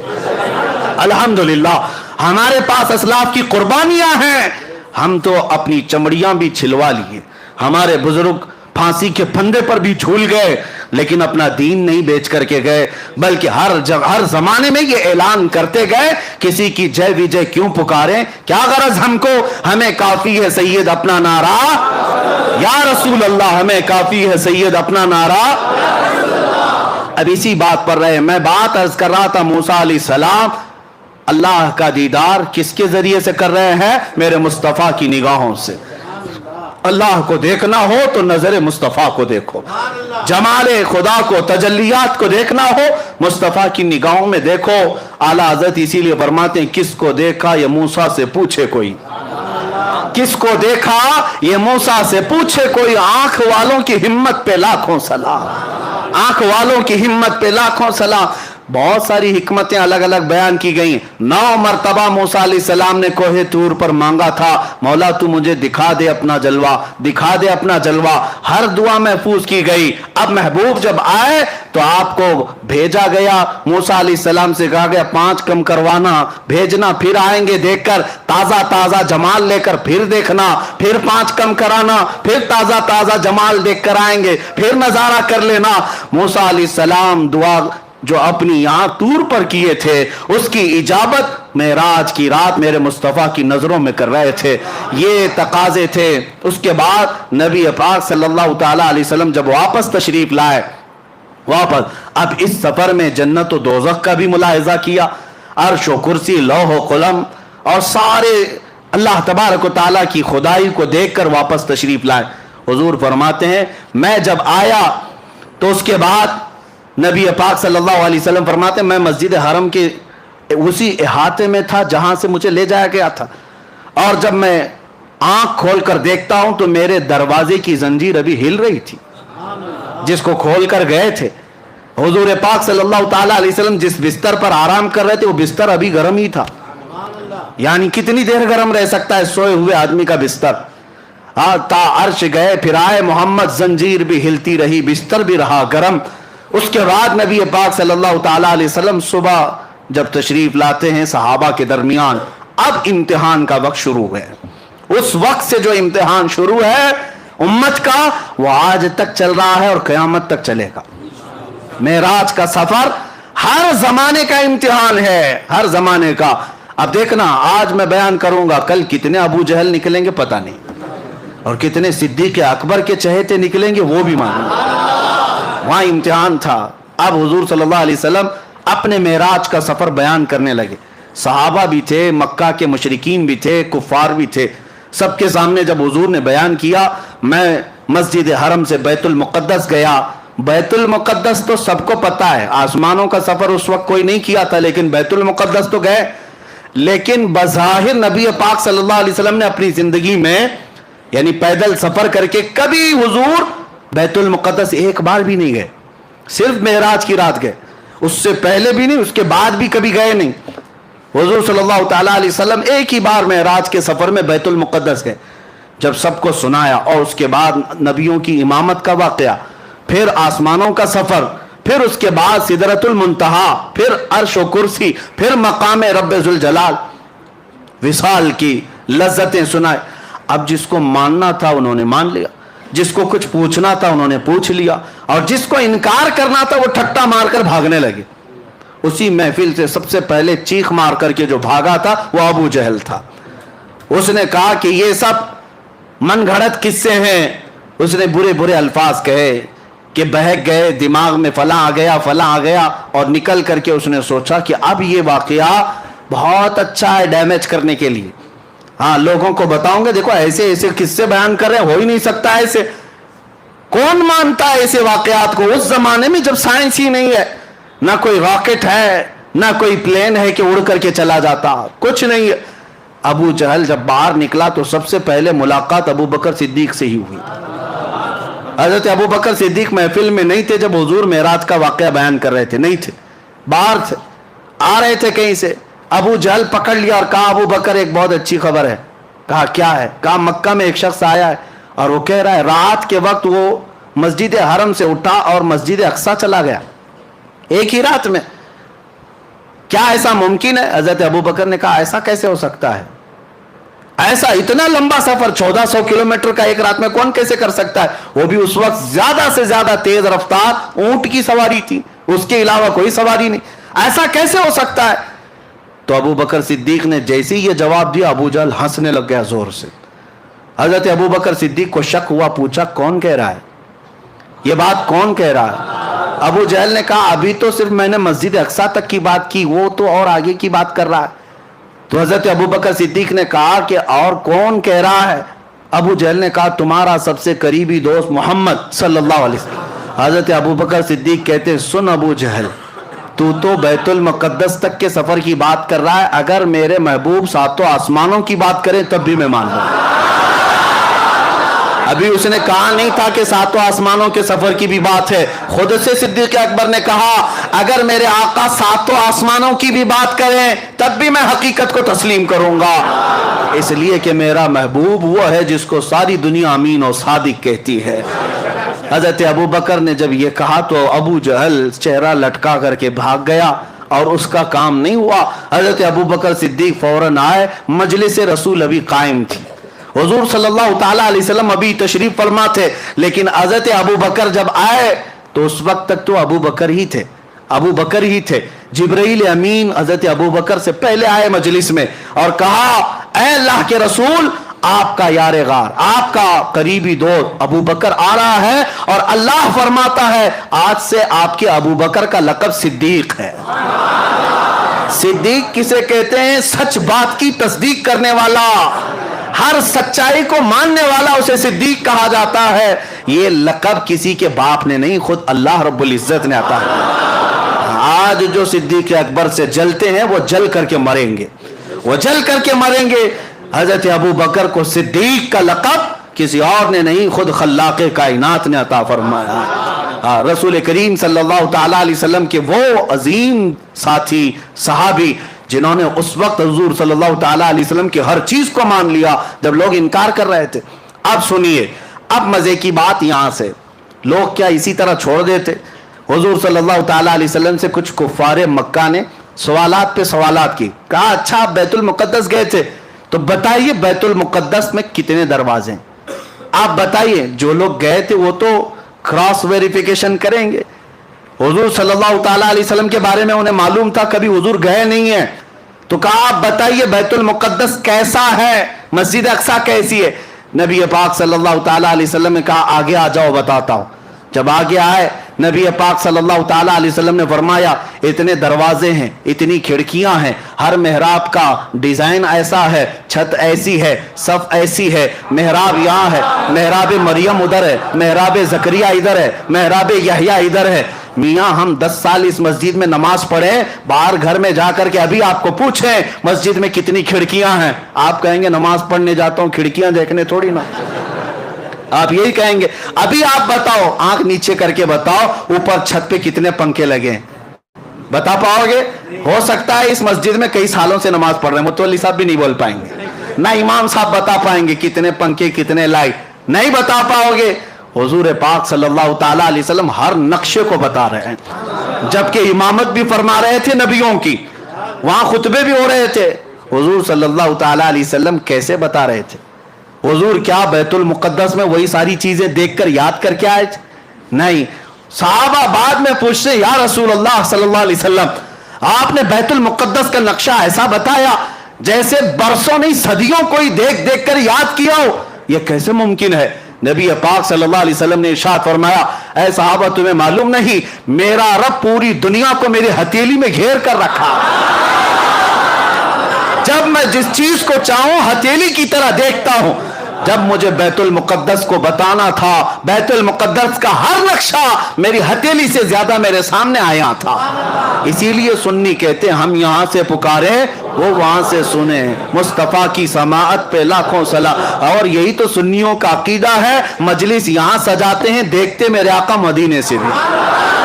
اور میں تو اکثر مجلس ذکر میں سب سے پہلے یہ شعر پڑھتا ہوں, ہم اس لیے یہ مجلس سجاتے, یہی شعر میں سب سے پہلے پڑھتا ہوں. وہ آئیں گے آتے ہوں گے ابھی آئیں گے, وہ آئیں گے آتے ہوں گے ابھی آئیں گے, یہی سوچ کے ہم نے محفل کو سجا رکھا ہے. کوئی محفل میرے آقا کی نگاہوں سے پوشیدہ نہیں ہے. بیت المقدس کا ہر نقشہ ان کو جب بتایا تو کیا کہتے ہیں, اس کے علاوہ جواب کیا تھا؟ دم بخود رہ گئے. ایک بات یاد رکھیں, معراج کا واقعہ ایسی کسوٹی ہے, ایسی کسوٹی صرف اس پر ایمان والا ہی اتر سکتا ہے. باقی منافق کے سامنے جتنی بھی دلیلیں لاؤ اس کا چہرہ کالا کا کالا ہی رہے گا. نہیں ماننا ہے, نہیں ماننا ہے, نہیں ماننا ہے, نہیں ماننا ہے. آپ کو کیا لگتا ہے یہ جتنے باہر سن رہے ہوں گے دور سے, ہم میری ریکارڈنگ سنتے ہیں اور اس کے بعد پھر غلط میسج بھیجتے ہیں, یہ کہاں سے ثابت, وہ کہاں سے ثابت. ہم تو یہی کہتے ہیں الحمدللہ ہمارے نصیب سے ثابت ہے. مصطفیٰ کی محبت کا چشمہ لگاؤ, سب اجلا ہی دکھے گا. اور تم نے پہلے سے منافقت کا لال چشمہ پہنا ہے, اجلے کو بھی دیکھو گے لال ہی دکھے گا. چشمہ اتارو, غلطی چشمے کی ہے. جیسا چشمہ لگاؤ گے ویسا نظر آئے گا. اعلیٰ حضرت کی نظروں سے دیکھو, غریب نواز کی نظروں سے دیکھو, میرے آقا کو دیکھنا ہے غوث اعظم کی نظروں سے دیکھو. اور کتوں کی نظروں سے دیکھو گے, منافقین کی نظروں سے دیکھو گے, میرے آقا کیسے نظر آئیں گے. اور تم جو بھونکتے ہو نبی امتیوں کے برابر تھے, تو تم ابو جہل کا چشمہ لگائے ہو, ابو جہل کو ویسی نظر آتے تھے. ابو لہب کا چشمہ لگائے ہو, تمہیں وہ سارے چشمے مبارک, ہمیں صدیق اکبر کی آنکھیں مبارک. ہاں, حسان بن ثابت کی نظروں سے دیکھو, پھر دنیا پکار کر کہے گی وَأَحْسَنُ مِنْكَ لَمْ تَرَ قَطُّ عَيْنِي وَأَجْمَلُ مِنْكَ لَمْ تَلِدِ النِّسَاءُ. یا رسول اللہ, آپ سے زیادہ حسین میری آنکھوں نے دیکھا ہی نہیں, آپ سے زیادہ خوبصورت کسی ماں نے جنا ہی نہیں. میرے عزیزوں, دیکھنے کے لیے نظروں کی بھی بات ہے. کیا میں یہ جھوٹ بات کہہ رہا ہوں؟ چشمہ جیسا لگاؤ گے ویسا لگے گا. کوئی بیچارے کالا چشمہ دن میں لگا کر کے آئے اور کہتے اتنی جلدی رات ہو گئی, جبکہ دوپہر کے 12 بج رہے تھے. قصور سورج کا نہیں تھا, قصور ان کے چشمے کا تھا.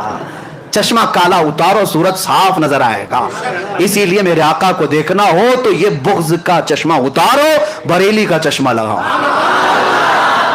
عشق مصطفیٰ کا چشمہ لگاؤ, پھر دیکھو مقام مصطفیٰ نظر آئے گا.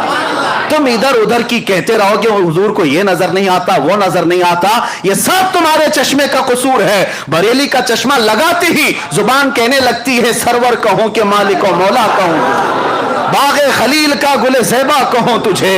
حیران ہوں میرے شاہ میں کیا کیا کہوں تجھے, لیکن رضا نے ختم سخن اس پہ کر دیا, خالق کا بندہ خلق کا. نظروں کی بات ہے, نظروں کی بات ہے. منکرین کا کوئی علاج نہیں ہے میرے عزیزوں. ہاں, شیخ سعدی رحمت اللہ علیہ فرماتے ہیں حاسد کا علاج کیا ہے, حسد کرنے والے کا علاج کیا ہے.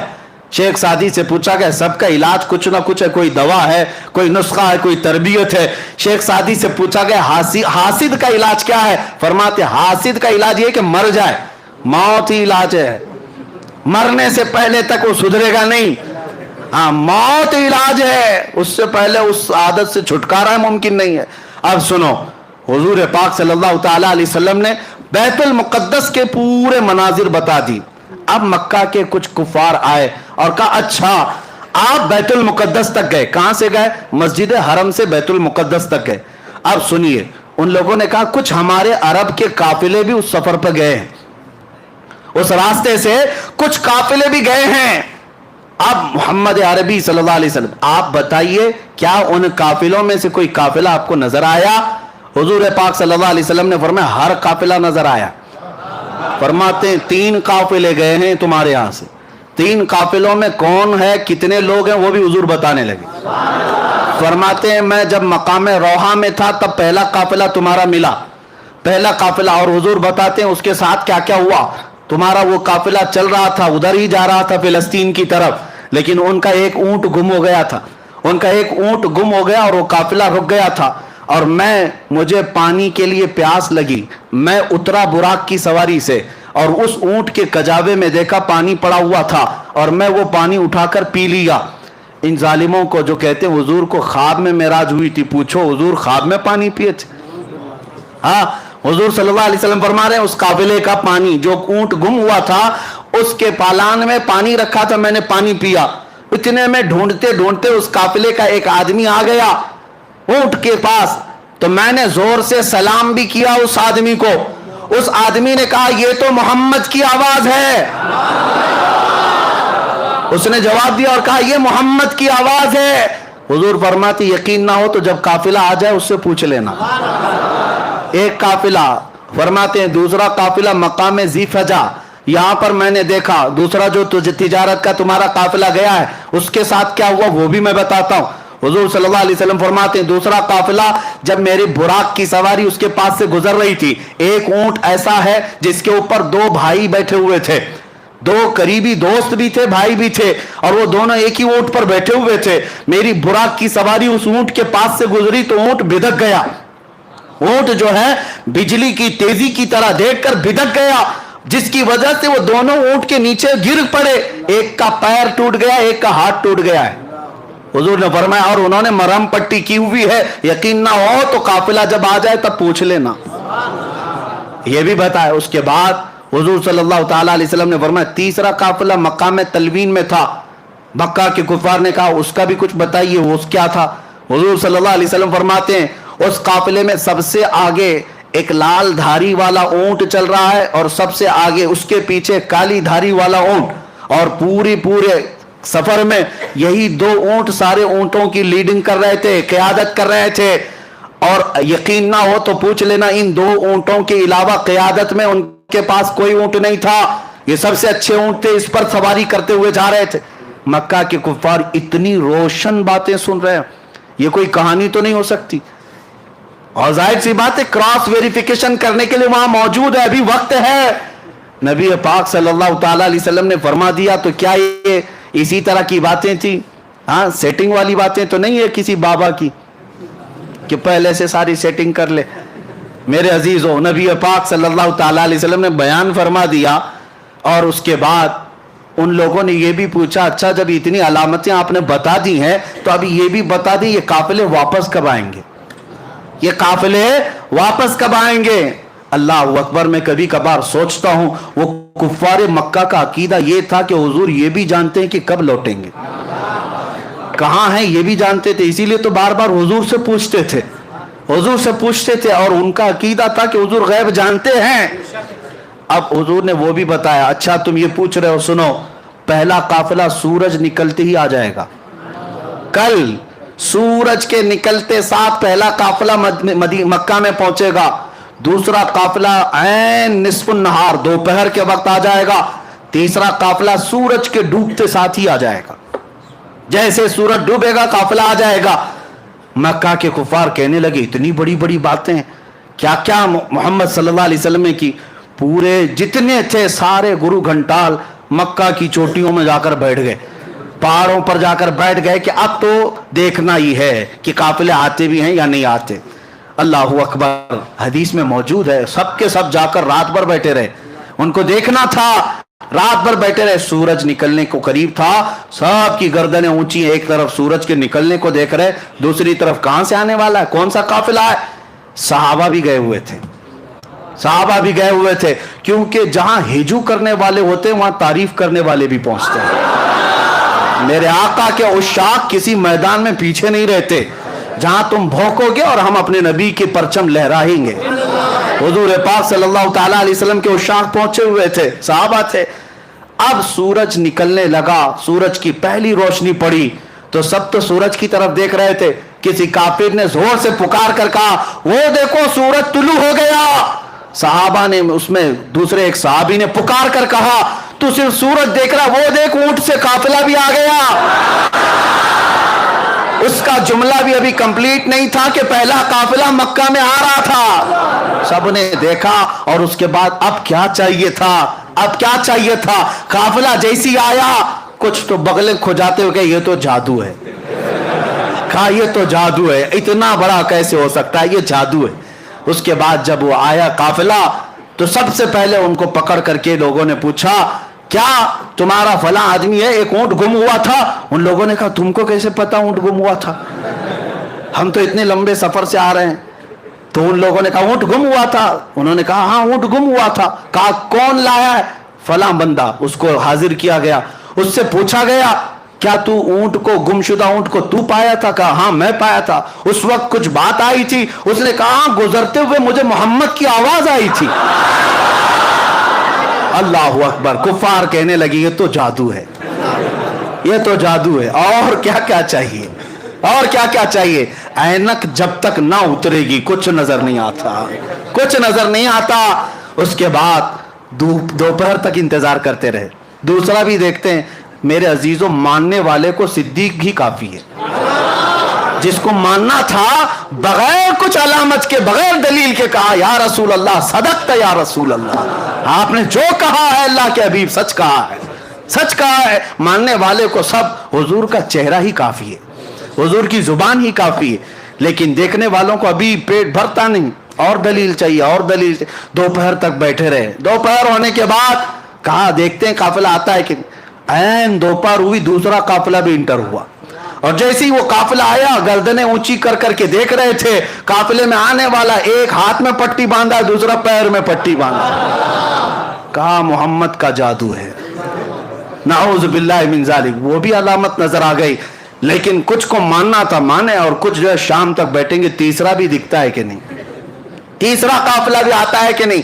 अब मैं आपको मेरे मुस्तफा का मौजज़ा बताऊं, हुजूर की शान भी बताऊं। तीसरा काफिला जिसके बारे में मेरे आका ने बशारत दी थी मक्का में कि तीसरा काफिला जिसकी क़ियादत एक सुर्ख धारीदार ऊंट और एक काले धारीदार ऊंट कर रहे हैं, दोनों सबसे आगे चल रहे हैं, वापस आएंगे भी तो वही दो ऊंट सबसे आगे होंगे। अब ये तीसरे काफिले की इतनी वाज़ेह दलील, ऊंट कभी आगे हो सकता है कभी पीछे हो सकता है, हुजूर ने एग्जैक्ट कैसे बताया है, इतनी पक्की खबर। इसीलिए मैं कहता हूं औरों की खबरें और है, नबीउल अंबिया की खबर और है। मेरे अजीजों एक बात कान खोल करके सुन लेना, आसमान जमीन पे आ सकता है, जमीन आसमान पे जा सकती है, मेरे मुस्तफा का कौल झूठा नहीं हो सकता, राई के दाने के बराबर भी गलत नहीं हो सकता। हुजूर ने जो फरमाया वो हक है। तीसरे काफिले के लिए शाम हो गई, सूरज डूबने को आ गया, लेकिन हुआ ये कि ये तीसरे काफिले का हाल ये था कि अभी मक्का से काफी दूर था, काफी दूर था और रास्ता भटक गया, मक्का नहीं पहुंच सकता था। यानी यूं समझ लो कि सूरज डूबने में 5 मिनट रह गए और काफिले को पहुंचने में अभी 25-30 किलोमीटर बाकी है। आज के जमाने में 25-30 किलोमीटर 5 मिनट में नहीं तय कर सकते, ऊंट कैसे तय करते, इतना ही बाकी रह गया और ऊंट वो काफिला रास्ता भटक गया। हुजूर पाक सल्लल्लाहु ताला अलैहि वसल्लम मक्का में हैं लेकिन मुतमईन हैं, पुरसुकून है, इसलिए कि काफिले के बारे में हुजूर ने बशारत दे दी। उसके बाद सहाबा इकराम की जुबानी सुनो, इधर सूरज डूबने को है और काफिला नहीं आया, अब क्या होगा। हुजूर पाक सल्लल्लाहु अलैहि वसल्लम ने बशारत दी, हुजूर ने फरमाया रब का हुक्म है सूरज को कि उस वक्त तक नहीं डूबेगा जब तक काफिला नहीं आया। सबसे आखिरी किनारे पर सूरज जाकर रुका है, डूबना है सूरज को, मौला का हुक्म है सूरज उस वक्त तक डूब नहीं सकता जब तक मेरे हबीब का कौल सच्चा नहीं होता। वो रब्बे जुल जलाल है, इसी को आला हज़रत फरमाते हैं दो आलम की रजा चाहते हैं, खुदा की रजा चाहते हैं दो आलम, खुदा चाहता है रज़ाए मोहम्मद। रब ताला मेरे हबीब की रजा चाहता है। सूरज को हुक्म हो गया डूबना नहीं, डूबना नहीं उस वक्त तक। फरमाते हैं बहुत वक्त गुजर गया, सूरज जहां था वहीं ठहरा रह गया, सूरज जहां था वहीं ठहरा रह गया। आपने मौजज़ा पलट आने का तो सुना था, मौला अली की नमाज के लिए सूरज पलटाया गया, लेकिन मेरे आका का मौजज़ा ये है जब वो चाहे पलटा ले और जब चाहे डूबने से रोक भी दे। हाँ, इसी को हुजूर ताजुश शरिया रहमतुल्लाह ताला अलैह फरमाते हैं जहां में उनकी चलती है, जहां में उनकी चलती है वो दम में क्या से क्या कर दे, जमीन को आसमां कर दें, सुरैया को सरा कर दें, भरी जन्नत हिबा कर दें, नबी मुख्तार कुल हैं जिसे जो चाहें अता कर दें। मेरे अजीजों, सूरज डूबने से पहले जब आखिरी कतरा सूरज का बाकी था वैसे ही काफिला मक्का में नमूदार हो रहा था। अब मक्का के कुफार ने कहा अब इस काफिले वालों को देखने की भी जरूरत नहीं, पूछने की भी जरूरत नहीं, 2 काफिलों में जो हुआ वही यहां पर भी होगा। जादू है, जादू है। जिसको मानना था वो मानकर चले गए और जिन्हें इनकार करना था वो इनकार करते रहे।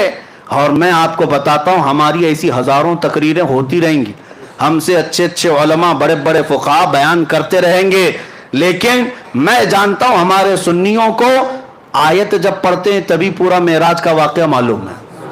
जब खतीब कहता है सुबहान अल्लज़ी असरा बिअब्दिही, आयत पता है ना, सुबहान अल्लज़ी असरा बिअब्दिही, जैसी खतीब ये आयत पढ़ता है हर सुन्नी को पता है मेराज का पूरा वाक़या बयान होगा। लेकिन हमारी हजारों तकरीरें हो जाएं, कुछ लोगों को नहीं समझना है, नहीं समझेंगे।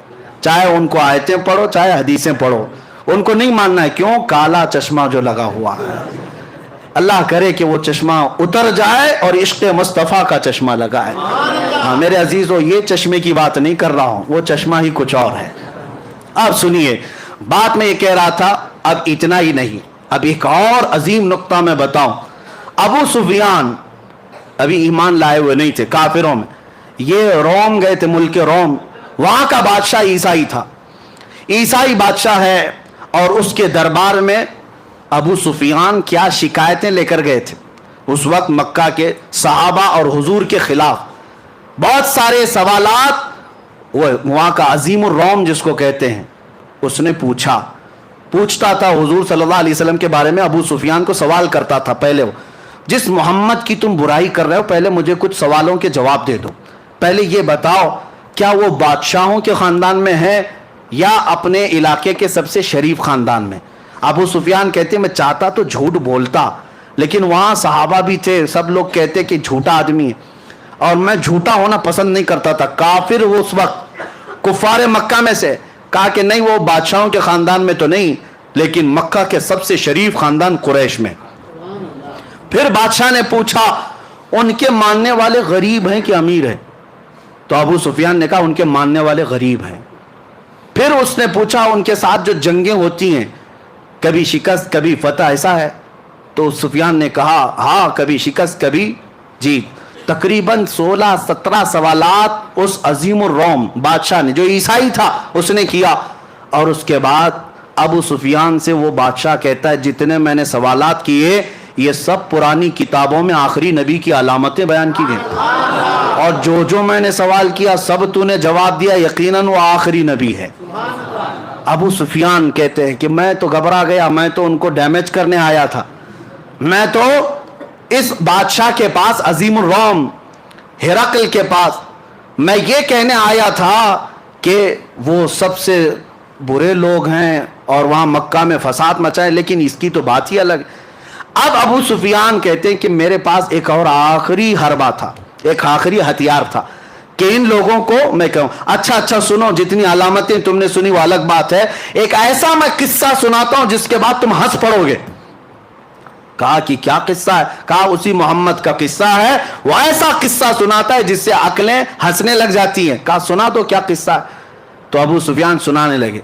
वो कहते हैं मोहम्मद, एक रात वो हरम में सोए हुए थे और कोई फरिश्ता आया और उन्हें उठाकर ले गया, और वहां से वो बैतुल मुकद्दस गए बुराक की सवारी लेकर, और वहां पर जाकर उन्होंने सवारी को बांध दिया और बैतुल मुकद्दस में जाकर इमामत की। फिर आसमान, वो सब सुनाने लगे। और फिर उसी वक्त दरबार में बैठा हुआ 90 साल का एक ईसाई पादरी, जिसके लिए बादशाह भी झुक जाता था, 90 साल का पादरी था, वो वहां महफिल में बैठा हुआ था। साहब तो देखने आए थे कि अरब वाले क्या नई खबर लेकर आए। जैसे ही महफिल में अबू सुफियान ये वाकया इसलिए सुना रहे थे कि इनको लग जाए कि झूठा किस्सा, कितना बड़ा गढ़ा हुआ किस्सा है। वो पादरी खड़ा हो गया, अच्छा ये बताओ ये तारीख क्या थी, ये तारीख क्या थी? तो अबू सुफियान ने कहा वो 27 रजब की तारीख थी। कहा बादशाह मेरे पास एक और किस्सा है, मैं सुनाना चाहता हूं। बादशाह ने कहा क्या है? कहा इसको अब इतना किस्सा रोक दो। अबू सुफियान ने सुनाया। कहा मैं बैतुल मुकद्दस की खिदमत पर मामूर पादरी हूं, मैं बैतुल मुकद्दस का सफाई भी कर्मचारी और वहां के इमामत और दीगर जिम्मेदारियों का मुतवल्ली हूं, लेकिन जो तारीख अबू सुफियान बता रहा है उस तारीख को, रात को मैं बैतुल मुकद्दस के सारे दरवाजे बंद करता हूं, मैं बंद करता हूं। मैं आपको बताता हूं, एक रात ऐसी आई थी और वो 27वीं रात ही थी शबे में ये रजब की, कि मैं बैतुल मुकद्दस का सबसे बड़ा दरवाजा बंद करने गया, किसी ताकत को लगाए वो बंद ही नहीं होता था, बंद ही नहीं होता था। यहां तक कि मैं अकेला नहीं, फिर लोगों को बुलाया, सबको बुलाया, आओ दरवाजा बंद करें, क्योंकि वो काबा था उस जमाने का, सारे लोग उसकी तरफ, बैतुल मुकद्दस मरकज और किबला है, लोग उसकी तरफ मुंह कर नमाज पढ़ते, इबादत करते। सबको बुलाया गया, सबों ने ताकत लगा दी, दरवाजे को न हिलना था न हिला। वो पादरी कहता है ऐसी सख्त बात और ताज्जुब की बात इससे पहले मैं देखा ही नहीं। तो दरवाजा बंद नहीं हुआ, तो रात को हम सब ने ये मशवरा किया, چلو اب تھک گئے سو جاتے ہیں, دیکھتے ہیں کل سب بیٹھ کر کے بڑے بڑے علماء کو بلائیں گے اور کیا ہوگا اس پر. وہ کہتا ہے وہ عالم تھا اس زمانے کا, 90 سال کی عمر ہو گئی, کہا میں جا کر سو گیا, سب چلے گئے سو گئے. صبح جب ہم اٹھ کر کے آئے تو دروازے کو ہلکا ہلانے سے ہی بند ہو گیا, دروازے کو صرف ہاتھ ہی لگایا تو بند ہو گیا. میں نے دیکھا یہ ماجرا کیا ہے, یہ ماجرا کیا, رات کو پوری طاقتوں سے بند نہیں ہوا. میں نے دیکھا کچھ الگ مسئلہ ہے. تو کہتا ہے اندر قدم رکھا تو بھینی بھینی خوشبو بھی آ رہی تھی, ماحول بدلا بدلا لگ رہا تھا. اور اس کے بعد میں نے نظر باہر ڈالی تو دیکھا پتھر میں سوراخ ہے, اور ایسا سوراخ ہے جیسے کسی گھوڑے کی رسی باندھی ہوئی ہے, رسی کا ٹکڑا ٹوٹا ہوا وہاں پر لگا ہوا ہے. میں نے دیکھا یہ تعجب کی بات کیا ہے. سارے علماء کو بلا کر پوچھا, سب اس گتھی کو سلجھانے سے رہ گئے, ہم عاجز تھے, اس وقت سے گتھی سلجھ نہیں رہی تھی. ابو سفیان تمہارا شکریہ, وہ گتھی بھی سلجھا دی. اللہ اکبر. ابو سفیان منہ لٹکا کہا میں تو یہ قصہ اس لیے سنا رہا تھا کہ میں کہہ دوں کہ سب سے جھوٹا قصہ ہے. یہ پادری کیسا ہے کہ کہتا یہی سب سے سچا قصہ ہے, یہی سب سے سچا قصہ ہے. کہا یقیناً تم جو کہہ رہے ہو ایسا ہوا ہوگا, اس لیے کہ وہ دروازہ جو کھلا تھا وہ کسی اور کے لیے نہیں, محمد الرسول اللہ کے لیے. خود میرے آقا نے, میں نے معراج کا واقعہ شروع کرتے ہی بتایا تھا, حضور نے خود فرمایا جب میں بیت المقدس گیا تھا تو دروازہ کھلا ہوا تھا. وہ پادری کہتا ہے اس رات دروازہ کھلا ہی رہ گیا. میرے آقا صلی اللہ تعالی علیہ وسلم نے جتنی باتیں بتائی من و عن تھی. اب جسے ماننا ہے مانے, جسے نہ ماننا ہے نہ مانے. لیکن اب میں چند ہی باتوں کے ساتھ اب اپنی گفتگو کو سمیٹتا ہوں. یہ وقت گزرتا جائے گا اور معراج کا واقعہ ختم نہیں ہوگا. اب آپ سوچیں واقعہ سنانے کے لیے راتیں ناکافی, لیکن میرے مصطفیٰ کے لیے سفر کتنا چھوٹا ہے.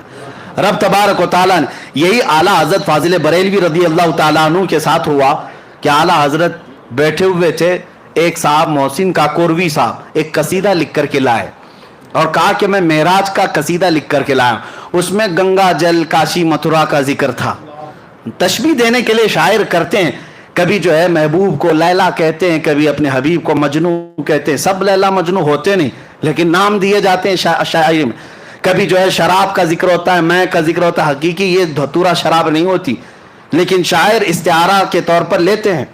اسی طرح وہ کاکوروی صاحب گنگا جل متھرا کاشی سے تشبیہ دیتے ہوئے کہا سفر معراج کا. اعلیٰ حضرت اس وقت سو رہے تھے ظہر کی نماز پڑھ کر. آئے کاکوروی صاحب, کہا کہ مولانا احمد رضا صاحب ایک قصیدہ لکھ کر کے لائے ہوں. کہا سنائیے. انہوں نے 2 شعر ہی سنائے تھے. اعلیٰ حضرت نے کہا رکیے, ابھی 2 ہی شعر سنائے تھے, بعد میں عصر کے بعد سن لیں گے, عصر کے بعد سن لیں گے. اعلیٰ حضرت اعلیٰ ایمان والے.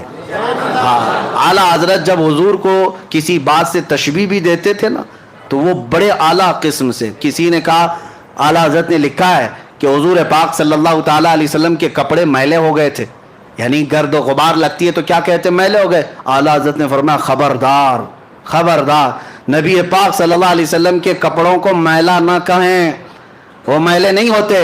پھر جو چیز دھول غبار لگتی میلا ہی تو کہیں گے, کیا کہیں گے. ادب سیکھو بریلی والے سے. اعلیٰ حضرت فرماتے یہ کیوں نہیں کہہ سکتے کہ مٹی گرد و غبار نے میرے مصطفیٰ کے دامن کو چوم لیا, مٹی چوم رہی تھی, یہ کیوں نہیں کہہ سکتے. نظر وہی عینک کی بات ہے, تم جیسا دیکھو گے ویسی چیزیں آئیں گی.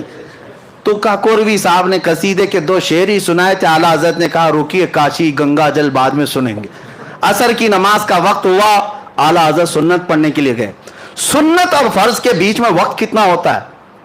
سنت اور فرض کے بیچ میں جو وقت تھا جماعت کا, اسی میں بیٹھ کر کے اعلیٰ حضرت قصیدہ معراج خود ہی لکھنے لگ گئے, حضور کا سفر معراج لکھنے لگ گئے.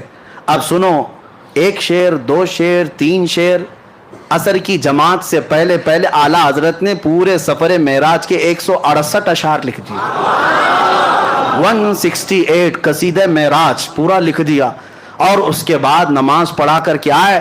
کاکوروی صاحب نے کہا آپ نے کہا تھا ہمارا قصیدہ سننے. اعلیٰ حضرت نے کہا پہلے ہمارا سن لیجیے. پہلے ہمارا سن لیجیے ہم نے کیا کہا آپ سنائیے. تو اعلیٰ حضرت عرض کرنے لگے وہ سرور کشور رسالت جو عرش پر جلوگر ہوئے تھے, نئے نرالے طرب کے ساما عرب کے مہمان کے لیے تھے. وہاں فلک پر یہاں زمین پر مچی تھی شادی رچی تھی دھومیں, یہاں سے انوار اٹھتے آتے وہاں سے نفحات ہنستے آتے. اعلیٰ حضرت پھر آگے فرماتے ہیں اتار کر ان کے رخ کا صدقہ وہ نور کا بٹ رہا تھا باڑا کہ چاند سورج اچھل اچھل کر جبی کی خیرات مانگتے تھے, کہ چاند سورج اچھل اچھل کر جبی کی خیرات مانگتے تھے. اور تاروں کی طرف آج دیکھتے ہیں نا آسمان کے, اعلیٰ حضرت سے پوچھو کیا کہتے یہ تارے کیا ہیں؟ وہی تو اب تک چھلک رہا ہے, وہی تو جوبن ٹپک رہا ہے. ہاں وہی تو اب تک چھلک رہا ہے, وہی تو جوبن ٹپک رہا ہے. نہانے میں جو گرا تھا پانی کٹورے تاروں نے بھر لیے تھے, نہانے میں جو گرا تھا پانی کٹورے تاروں نے بھر لیے تھے. بچا جو تلووں کا ان کے دھون بنا وہ جنت کا رنگ روغن, بچا جو تلووں کا ان کا دھون بنا وہ جنت کا رنگ و روغن. جنہوں نے دولہا کی پائی اترن وہ پھول گلزار نور کے تھے. نماز اقصی میں تھا یہی سر عیاں ہو مانے اول و آخر, کہ صف بستہ پیچھے ہیں حاضر جو سلطنت آگے کر گئے تھے. ضیائیں کچھ عرش پر آئیں کہ ساری قندیلیں جھلملائیں.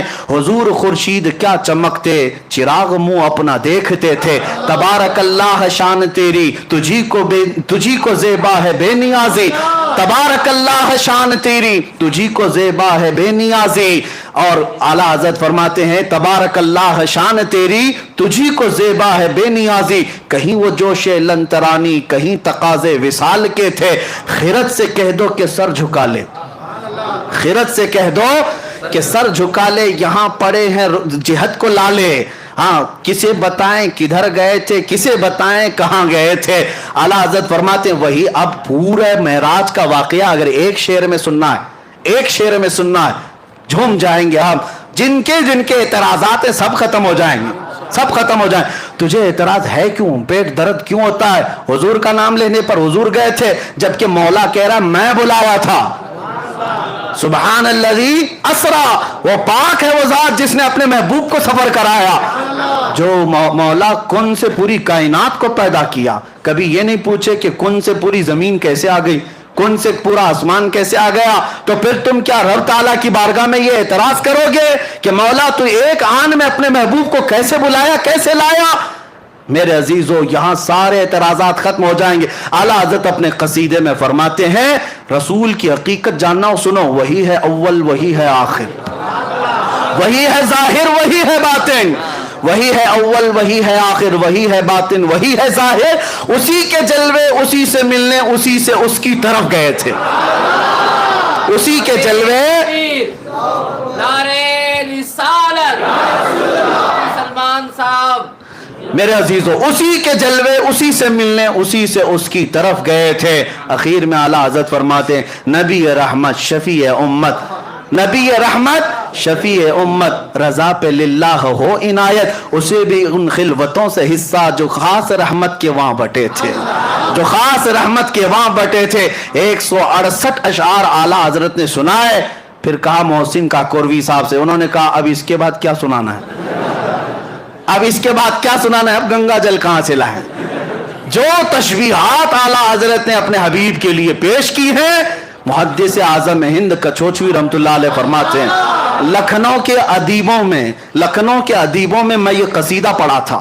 کون کہہ رہے ہیں؟ محدث اعظم ہند کچوچوی رحمۃ اللہ علیہ فرماتے ہیں بڑے بڑے ادیب شاعر بیٹھے ہوئے تھے لکھنؤ کے, ان کے بیچ میں اعلیٰ حضرت کا میں نے قصیدہ پڑھا, سب دم بخود رہ گئے. اور اس کے بعد میں نے پوچھا اس قصیدے کی زبان کے بارے میں کیا کہتے ہو؟ لکھنؤ والوں نے ایک ہی بات کہا, یہ تو رضا کی زبان کوثر و تسنیم سے دھلی ہوئی لگتی ہے, کوثر و تسنیم سے دھلی ہوئی لگتی ہے.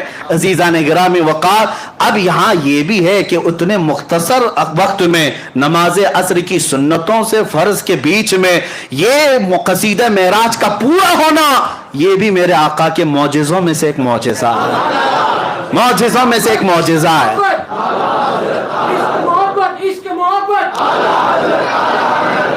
نعرے تکبیر, نعرے رسالت, نعرے تکبیر, نعرے اب ہم آتے ہیں سائنس کی طرف.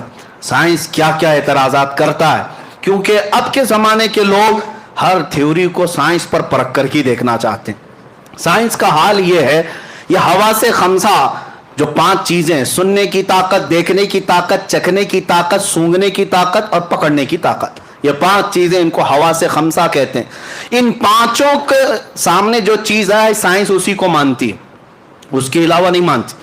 عقل ان کی صرف یہ 5 چیزوں کے بیچ میں ہی ہے. یعنی چیز کوئی بھی آپ بتاؤ سائنس کو, ان کا کہنا ہے یا تو وہ پکڑنے میں آنا چاہیے, یا تو دیکھنے میں آنا چاہیے, یا سننے میں آنا چاہیے, یا سونگھنے میں آنا چاہیے, یا چکھنے میں آنا چاہیے. ان میں سے کوئی چیز ہو تو وہ چیز ہے, نہیں تو چیز ہی نہیں. سائنس کے نظریے ہے. لیکن اب واقع معراج نہ پکڑنے میں آئے گا, نہ سونگھنے میں آئے گا, نہ چکھنے میں آئے گا. اب ابھی اگر سننا چاہے تو سننے میں بھی نہیں آئے گا. کیسے؟ اب اس سائنس کے اعتبار سے وہ کہتے ہیں ناممکن ہے, ناممکن ہے. میرے عزیزوں, میں آپ کو بتاتا ہوں, سائنس پہلے کچھ چیزیں ایجاد کرتی ہے اور اس کے بعد پھر خود ہی انکار بھی کرتی ہے. ان کے نظریے بدلتے جاتے ہیں. پہلے ڈاروین کا نظریہ تھا کہ انسان بندر سے پیدا ہوا, ہاں وہ بیچارے چلے گئے, اس کے بعد لوگ بدلتے گئے نظریے. ہاں وہ رہے ہوں گے, ہم تو نہیں. بندر ترقی کرتے کرتے انسان بن گیا, اور جو باقی بچے ہیں بندر, ان کا کیا قصور ہے؟ وہ کب بنیں گے؟ ہم تو ان کا بھی انتظار کر رہے ہیں, ان میں بھی کوئی بابو آ جائے. بندر ترقی کرتے کرتے انسان بن گئے, ڈاروین کا نظریہ تھا, لیکن بعد میں اس نظریے کا انکار ہو گیا, اور اس کے بعد کئی نظریے آتے رہے. اور پھر یہ 20ویں صدی کے شروع میں 1906 میں غالباً البرٹ آئنسٹائن نے کئی نظریے پیش کیے. بڑا سائنٹسٹ ہے اور اس کے پیچھے پوری دنیا آج بھی بھاگتی ہے, اور ان کو ایسا لگتا ہے وہ جو بتا دے وہی سب ہے. دھوکہ بھی ہو سکتا ہے, اور ہر ترقی کے بعد پچھلی چیزیں چھوڑ دی جاتی ہیں. جیسے جیسے دنیا ترقی کرتی جاتی ہے نئی نئی ایجادات معلوم ہوتی ہیں. پہلے دنیا یہ کہتی تھی کچھ چیزیں ایسی ہیں جو نہیں دکھتی تو اس کو ماننا بھی نہیں ہے, جو نہیں دکھتی اس کو ماننا بھی نہیں. بعد میں پھر سائنس نے جب ٹیلیسکوپ پیدا کیا, دور دیکھنے والی چیزیں, مائکروسکوپ پیدا کیا, خوردبین اور دوربین جس کو کہتے ہیں, اور اس کے بعد مائکرو ویو ڈیٹیکٹر جو شعاؤں کو بھی گرفتار کر کے لوگوں کے یعنی دکھا سکتا ہے. تو یہ سب جب مشینیں پیدا ہونے لگی تو سائنس کہنے لگا کچھ اور بھی چیزیں ہیں دنیا میں, یعنی ستاروں سے آگے جہاں اور بھی ہے. اب ماننے لگے اور آگے بڑھنے لگے. اور اس کے بعد میں کہتا ہوں عقل کے اندھوں کو جو میرے آقا صلی اللہ علیہ وسلم کے معراج کے سفر کے منکر ہیں, حضور کو یہ سفر کیوں دیا گیا تھا؟ یہ سائنس کے لیے ہی ہے. میں آپ کو بتاؤں, اس لیے کہ ہر نبی کو جو معجزہ دیا گیا ہے اس زمانے کی جو سب سے اعلیٰ چیز تھی اسے چیلنج کرتے ہوئے معجزہ دیا گیا. اس زمانے کے جو لوگ سب سے بڑے ترقی یافتہ ہوتے تھے ان کو چیلنج کرنے کے لیے نبی کو معجزہ دیا جاتا تھا. موسیٰ علیہ السلام کے زمانے میں جادو اپنے عروج پر تھا. موسیٰ علیہ السلام کو لکڑی کا عصا ایسا دیا گیا کہ زمین پر ڈالیں تو سانپ بن جائے, اور اس کے بعد اٹھا لیں تو پھر لکڑی بن جائے. جیب میں ہاتھ ڈال کر موسیٰ علیہ السلام نکالتے تو ہاتھ ایسا چمکتا کہ رات اجالی ہو جاتی. یہ دے بیسا, یہ 2 معجزے تھے. اس زمانے کے جادوگر حیرت میں تھے ایسا کیسے ہو سکتا ہے, کیونکہ وہ چھوٹی چھوٹی رسیوں سے وہ بھی سانپ بنا لیتے تھے. اب میں آپ کو بتا دوں معجزے اور جادو میں فرق کیا ہے. آپ سوچیں گے موسیٰ علیہ السلام کا مقابلہ فرعون کے جادوگروں کے ساتھ ہوا تھا. میں پوچھ رہا ہوں ٹائم کوئی مسئلہ تو نہیں ہے؟ ہاں, آج معراج کی شب ہے, کسی کو جانا ہے, میں پابند نہیں کرتا, جس کو جانا ہے وہ جا سکتے ہیں, جسے بیٹھنا ہے وہ بیٹھ سکتے ہیں. اللہ تبارک و تعالی رحم فرمائے.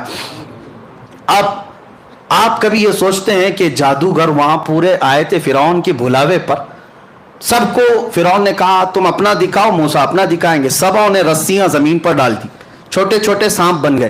موسیٰ علیہ السلام نے لکڑی ڈالی, بڑا اژدہا بن گیا, اور وہ اژدہا سارے سانپوں کو نگل گیا. جادوگر پھر دوسرے سانپ بنا لیتے, کیوں نہیں بنائے؟ بلکہ قرآن میں ہے قالوا آمنا برب موسیٰ و ہارون, سبوں نے پکار کر کہا موسیٰ و ہارون کے رب پر ہم ایمان لاتے ہیں. سارے جادوگر اتنی بات پر ہار گئے, ارے اور دکھاتے, اور کچھ دکھاتے. اب فرق میں آپ کو بتاتا ہوں. جادوگر جو دکھاتا ہے وہ جادو چیزوں کو بدلتا ہے. مثال کے طور پر ابھی یہاں بوتل کوئی جادوگر اس طرح پھینک دیا اور آپ کو لگا پھول گر رہے ہیں. کرتے ہیں نا میجیشین. لیکن یہ ہوتا کیا ہے؟ وہ ہوتا یہ ہے کہ صرف نظروں کا دھوکہ, یعنی نظروں پر بندش ہو جاتی ہے. جادو کا کمال یہی, وہ چیز نہیں بدلتی. جادوگر دیکھ رہا ہوتا ہے یہ بوتل بوتل ہی ہے, لیکن لوگوں کو پھول دکھ رہی ہے. جادوگر کی نظروں میں چیز نہیں بدلتی. اب موسیٰ علیہ السلام کے مقابل میں جو جادوگر آئے تھے, رسیاں ڈالے تو صحیح, دنیا کو سانپ دکھ رہے تھے لیکن جادوگروں کو تو رسی دکھ رہی تھی. لیکن موسیٰ علیہ السلام جس لکڑی کو ڈالے تھے وہ حقیقت میں سانپ تھا, وہ حقیقت میں سانپ تھا. یہی فرق ہے, جادوگر نظر بندی کرتا ہے, نبی جو معجزہ دکھاتا ہے حقیقت بدل دیتا ہے, حقیقت بدل دیتا ہے. موسیٰ علیہ السلام کو ان کے زمانے کا بڑا چیلنج تھا جادو, اس سے بڑی چیز موسیٰ علیہ السلام کو دی گئی. عیسیٰ علیہ السلام کے زمانے میں یونان کے ڈاکٹر طبیب بڑے مشہور تھے, بیماروں کو صحیح کرنے میں ان کا کوئی مثال نہیں تھا, بڑی بڑی دوائیاں ایجاد کر چکے تھے. عیسیٰ علیہ السلام کو اللہ نے معجزہ کیا دیا؟ کوڑ کے بیمار, برس سفید داغ والا, آج تک اس کا علاج نہیں. یونان کے لوگ اس وقت بڑی بڑی بیماریوں کا علاج ڈھونڈ لائے تھے, لیکن برس کی بیماری, سفید وائٹ داغ جو ہے, اس کا علاج آج بھی نہیں ہو پاتا. کوڑ کی بیماری اور برس کی بیماری والے پر عیسیٰ علیہ السلام صرف ہاتھ لگا دیتے, اسے شفا مل جاتی. مادرزاد اندھے جو پیدائشی اندھے ہیں, عیسیٰ علیہ السلام ان کے سر پر ہاتھ رکھتے, آنکھیں آ جاتی. مٹی کے پرندوں میں پھونک مارتے, وہ زندہ ہو کر اڑنے لگتے تھے. عیسیٰ علیہ السلام کو ان کے زمانے کے جو چیلنجز تھے اس کے مطابق معجزہ دیا گیا. داؤد علیہ السلام کا زمانہ تھا, لوگ لوہے کی چیزیں بناتے تھے, الگ الگ نقشے بناتے. داؤد علیہ السلام کو معجزہ یہ دیا گیا کہ آپ کا ہاتھ ایسا تھا کہ کوئی بھی لوہا آپ ہاتھ میں لیتے, لوہا ایسا نرم ہوتا کہ آپ ہاتھ سے ہی پورے لوہے کو نقشہ بنا دیتے. سلیمان علیہ السلام کے زمانے میں معجزہ یہ تھا کہ لوگ الگ الگ بولیاں سیکھنے میں بہت آگے بڑھ چکے تھے. اللہ نے سلیمان علیہ السلام کو تو پرندوں کی بھی بولیاں سکھائی, ہر جانور اور ہر پرندے کی بولی سکھائی. کچھ مسئلہ ہے؟ ہر پرندے کی بولی سکھائی گئی. یہ سلیمان علیہ السلام کا معجزہ تھا. ہر نبی کو ان کے زمانے کے تقاضوں کے اعتبار سے معجزہ دیا گیا. اب سنیے توجہ کی بات, ہر زمانے میں اس نبی کے زمانے کے جو حالات تھے وہ معجزہ دیا گیا. موسیٰ علیہ السلام کو عصا کا معجزہ, عیسیٰ علیہ السلام کو شفا کا معجزہ, داؤد علیہ السلام کو لوہا نرم کرنے کا معجزہ, سلیمان علیہ السلام کو پرندوں کی بولی کا معجزہ.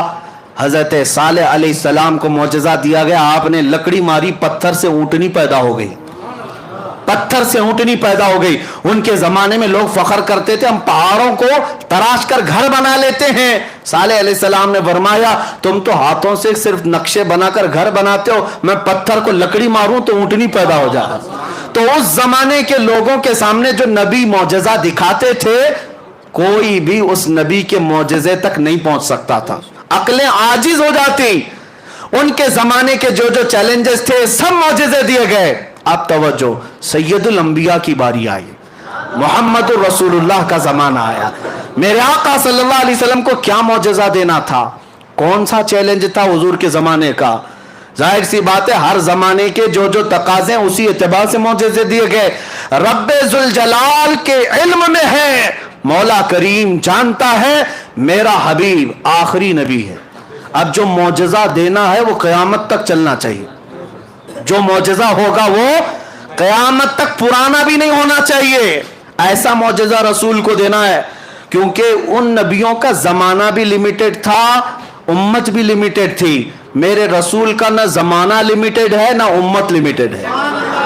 زمانہ قیامت تک ہے اور امت بھی بے حساب ہے. اب حضور کو معجزہ ایسا دینا ہے جو ہر زمانے کے لیے چیلنج ہو, ہر زمانے کے لیے چیلنج ہو. اب دیکھو, اللہ نے اپنے حبیب کو ایک معجزہ نہیں دیا, ہر نبی رحمت آخر الانبیاء کی امت کئی قسموں کی ہے. اس میں امریکہ والے بھی ہوں گے, افریقہ والے بھی ہوں گے, ہندوستان والے بھی ہوں گے, پاکستان والے بھی ہوں گے, عرب والے بھی ہوں گے, سب ہوں گے. سب کی طبیعتیں بھی الگ, سب کے خیالات بھی الگ, سب کی ترقیاں الگ, سب کا علم الگ, لیکن ہیں سب آخر الانبیاء کی امتی. اب معجزہ ایسا دینا ہے رسول کو جو قیامت تک چلنا ہے. اب رسول کو پہلا معجزہ دیا گیا قرآن عظیم. یہ معجزہ قرآن ایک میرے آقا کا معجزہ ہے. میں کہتا ہوں بیٹھے ہوئے چھوٹا بھی بچہ ہم میں سے 12 سال کا لڑکا اٹھو, میں کھلی اجازت دیتا ہوں پورے محلے میں پوری دنیا میں چیخ چیخ کر کے ظالموں کو پکار کر کہو, تمہیں اجازت میں دیتا ہوں, اور کھل کر کے ڈرنے کی بات نہیں کہ لاؤ اگر تمہاری ہمت ہے تو قرآن کے برابر کی ایک کتاب. کیونکہ یہ چیلنج قرآن میں آج تک چل رہا ہے, اور ابھی تک کوئی دوسرا قرآن نہیں آیا. جو لانے کی کوشش کر رہے تھے بیچارے چلے گئے, ہے بدلنے کی کوشش کی. ابھی 1 سال پہلے بیچارہ ایک رافضی کتا نکلا تھا اور کہا کہ قرآن میں سے میں 26 آیتیں نکال کر کے نیا قرآن بنا رہا ہوں. وہ پتہ نہیں کہاں ہے, قرآن کہاں گیا اس کا اور وہ کہاں گیا پتہ نہیں. نام بھی بدل گیا, دھرم بھی بدل گیا, بیوی بھی بھاگ گئی, بچے بھی بھاگ گئے, اور کہیں سڑک پر پڑے رہ گئے. اور اسی کو اعلیٰ حضرت نے سمجھایا تھا, یا رسول اللہ جو تیرے در سے یار پھرتے ہیں, جو تیرے در سے یار پھرتے ہیں, در بدر یوں ہی خار پھرتے ہیں. حضور کو چھوڑا تو در در کی ٹھوکریں. بیچارے کسی کے ہاں گئے تھے کچھ ٹکڑے حاصل کرنے کے لیے, لیکن ان لوگوں نے تو ہڈیاں بھی نہیں ڈالی, اور وہاں تو ہڈیوں کا تصور ہی نہیں ہے. ملتا تو کیا ملتا, ہاں سوکھا ویج ملتا, لیکن وہ بھی نہیں ملا. اور بعد میں آ گئے بیچارے. اب پکار کر کہتے ہیں کہ اب ہمارا کیا ہوگا, نہ ادھر کے رہے نہ ادھر کے رہے. اب نام بھی کیا رکھیں پتہ ہی نہیں چلتا, کیا رکھیں, بیج کا نام رکھنا ہوگا, کوئی بیج کا نام. اسی لیے قرآن کو بدل دیا, زندگیاں بدل گئی, اسلام نہیں بدل. ایک معجزہ یہ میرے مصطفیٰ کا. آج بھی چیلنج چل رہا ہے. امریکہ نے بھی کوشش کی ہے, بہت سارے لوگ الفرقان نام سے بھی بنائے, الفرقان نام سے, اور قرآن کے الگ الگ انداز بنائے. لیکن مسلمانوں مجھے بتاؤ, کیا تمہارے تک پہنچی وہ کتاب؟ کہیں پہنچی؟ بلکہ میں کہتا ہوں ہمارے اندر 1000 فرقے کیوں نہ ہو جائیں, ہر ایک یہاں قرآن الحمدللہ سے شروع ہوتا ہے والناس پہ ختم ہوتا ہے. اس بات پر سب کا اجماع ہے, سب کا اتفاق ہے. قرآن سب دیوبندی بھی وہی پڑھتے ہیں, اہل حدیث بھی وہی پڑھتے ہیں, شیعہ بھی وہی پڑھتے ہیں, سب قرآن وہی پڑھتے ہیں سارے. اور بھی بہت ساری چیزیں ہیں, لیکن قرآن ایک ایسا معجزہ ہے میرے مصطفیٰ کا, اس کو کوئی بدل نہیں سکا اور نہ اس کی مثل لا سکا. یہ ہر زمانے کا چیلنج اور قیامت تک چلتا رہے گا. اب دوسرا معجزہ حضور کا جو بہت اعلیٰ ہونا تھا, چیلنج. اب دیکھیں ہر نبی, پھر ذہن میں بات رکھیں, ہر نبی کو اللہ نے وہ معجزہ دیا جو اس زمانے کے لوگوں کا عروج کا کام ہوتا تھا, ان کو چیلنج کرنے کے لیے دیا گیا. رب ذوالجلال کے علم میں تھا میرا آخری نبی, میرا محبوب جب جائے گا اس کی امت بعد میں ترقی کرے گی, ٹیکنالوجی آئے گی, سائنس آئے گا, اور پھر اس کے بعد یہ لوگ چاند تک پہنچنے کے دعوے کریں گے, کبھی اسپیس پہ جانے کے دعوے کریں گے, خلا میں پہنچ جائیں گے, اور اس کے بعد کہیں گے ہماری طاقت بہت زیادہ ہے, اس لیے 14 صدیوں پہلے محبوب تم بتاؤ, میں تو وہاں تک پہنچا جس کا تو کوئی نام ہی نہیں ہے, جو لامکاں ہے. اب سنو, اب کے زمانے میں 1906 کی بات کر رہا ہوں, آئنسٹائن سے پوچھا گیا تھا, اس نے ایک نیا نظریہ پیش کیا تھا, اسپیشل تھیوری آف ریلیٹیوٹی. کہتے ہیں اسپیس, ٹائم اور انرجی, ان تمام چیزوں میں گہرا تعلق ہوتا ہے. اور البرٹ آئنسٹائن نے کہا کہ اگر کوئی اوپر کا سفر کر رہا ہے تو ایک سفر یہ ہمارا انسانوں کا ہے, اور ایک سفر نوری سال کا ہے. سپیڈ آف لائٹ کا مطلب کیا ہے؟ روشنی کی رفتار کتنی ہوتی ہے پتہ ہے آپ کو؟ روشنی کی رفتار جس کو کہتے ہیں 3 lakh kilometre per second, 3 lakh kilometre per second speed of light اس کو کہتے ہیں. سپیڈ آف لائٹ کے سفر آئنسٹائن کہتا ہے کہ ناممکن ہے, نہیں ہو سکتا. اتنی لمبا سفر اور اتنا تیز سفر کوئی کرے گا اس کا جسم ہی ختم ہو جائے گا. یعنی یہ اسپیس اگر, ہاں اس کے بعد پھر جب مشینیں تیار ہوئیں اور پھر خلا میں جانے لگے لوگ, اسپیس پر جانے لگے, اسپیس پر جانے والی جو یعنی ایجنسیاں ہیں, سب سے پہلے ناسا نے 1969 میں جو چاند پر بھیجا تھا اپنا ایک قافلہ, آپ نے سنا ہوگا, नील आर्मस्ट्रांग जो सबसे पहले चांद में जाने का जिनका दावा है, बहरहाल जो भी है, नासा एक कंपनी है, एक एजेंसी है जो स्पेस के मामलात को देखती है। तो अब इन्होंने भेजा और वहाँ चांद तक 3 लोग पहुँचे भी और वहाँ की कुछ चीज़ें भी ले आए और वहाँ से तस्वीरें भी लेकर के आए।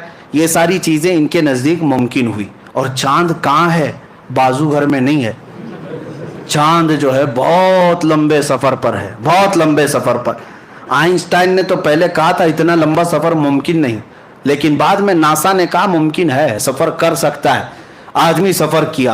अब इनको एस्ट्रोनॉट कहते हैं, जो खला में जाते हैं, एस्ट्रोनॉट। ये लोग जब जाते हैं तो कहा गया इनकी रफ्तार कैसे होनी चाहिए, 40,000 पर मिनट, 40,000 किलोमीटर पर मिनट के सफ़र पर ये जाते हैं। और उसके बाद जब ऊपर जाते हैं तो इनको क्या चाहिए, क्या क्या तैयारियां चाहिए।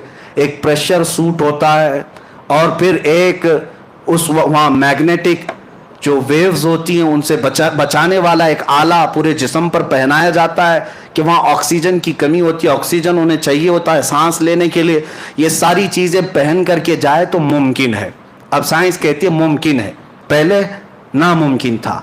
साइंस और तरक्की करो, मेरा दीन और निखरता जाएगा, और निखरता जाएगा। हम साइंस की तरक्की के हक में हैं।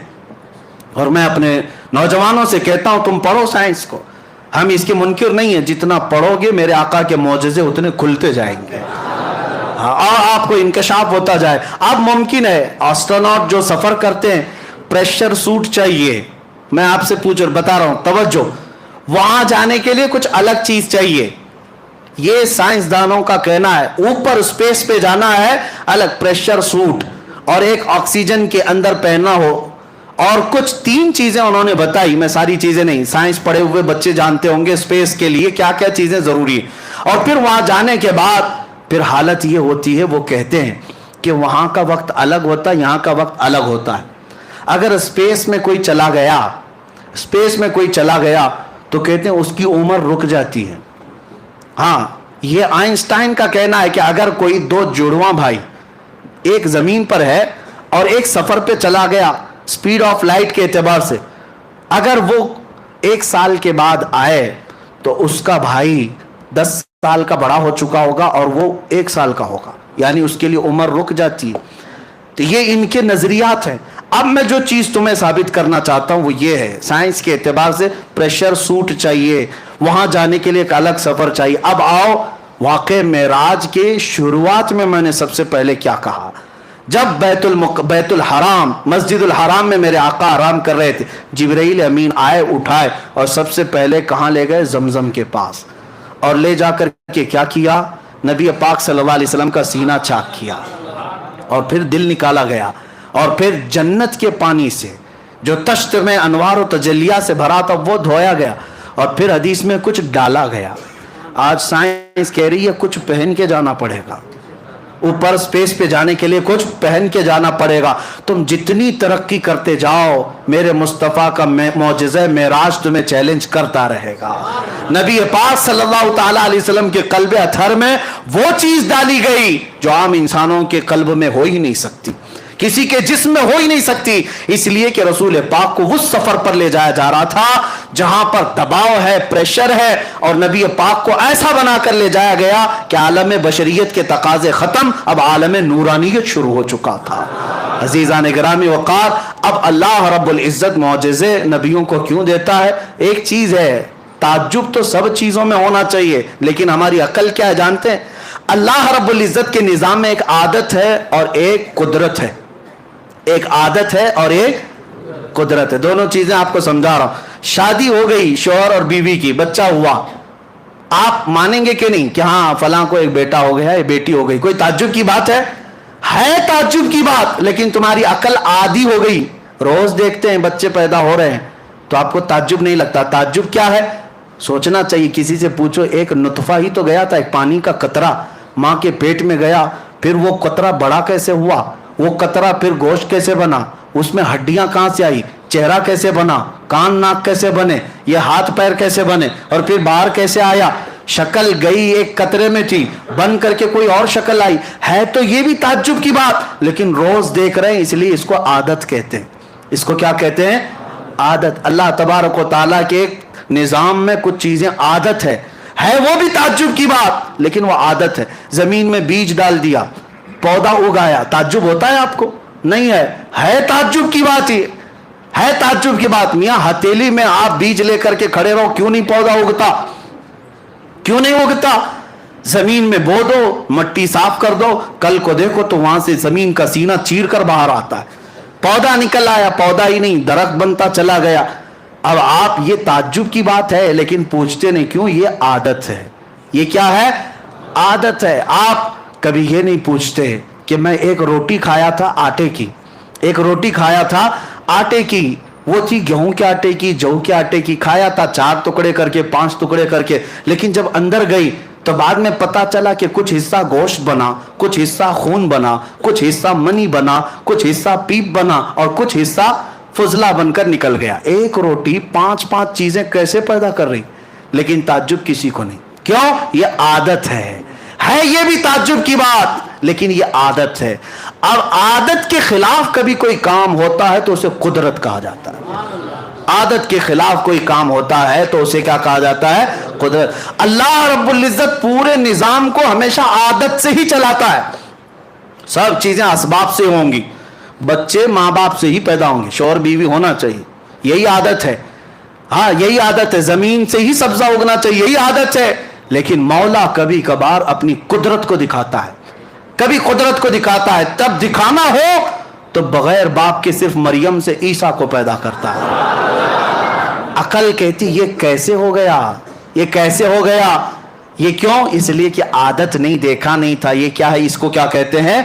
कुदरत है। और अगर मौला ताला को ये आदत है, आदत तोड़ करके मौला इस कानून को तोड़ करके कुदरत दिखाता है, अपनी कुदरत दिखाता है। कभी रब ताला फरमाता है तुम तो इस बात पर ताज्जुब कर रहे हो कि बगैर बाप के ईसा कैसे पैदा हुए, वो मौला इससे बड़ी कुदरत तो आदम अलैहिस्सलाम में दिखाया।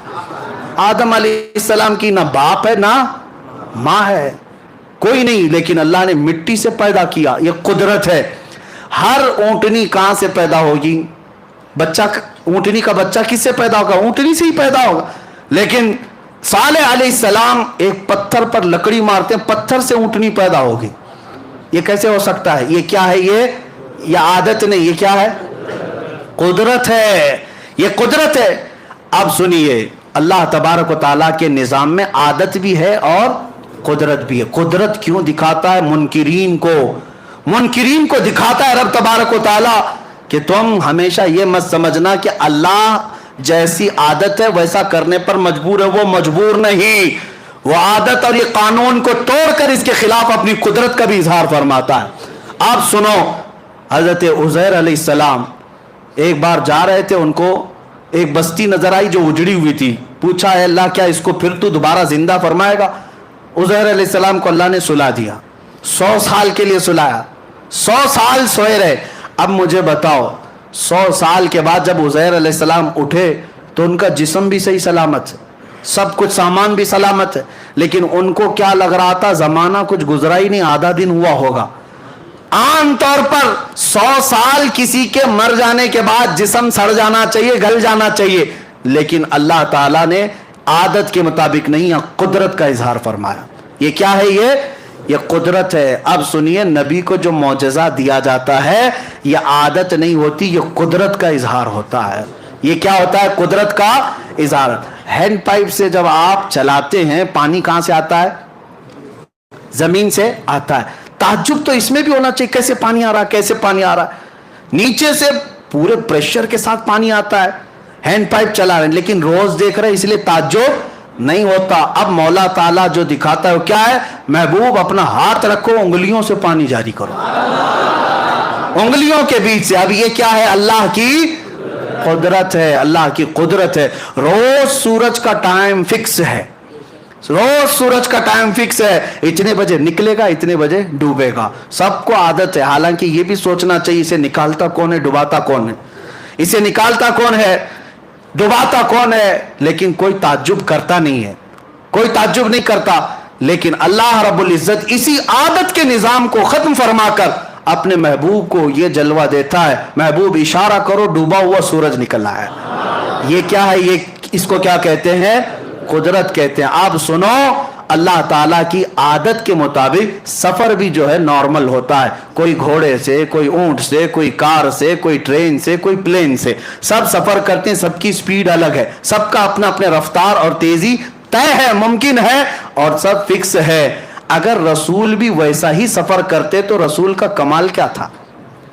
अगर हुजूर भी घोड़े का सफर करते, ऊंट का सफर करते, बरसों जाते, हुजूर का कमाल क्या था? सब मानते हैं हाँ ऐसा तो होता है, हम भी सफर करते हैं। हुजूर सल्लल्लाहु अलैहि वसल्लम उस वक्त अगर बैतुल मुकद्दस ही जाकर 1 घंटे में वापस आते, आज की कौम तो कहती है तो मुमकिन है, रॉकेट इतना तेज जाती है, रॉकेट इतना तेज जाती है।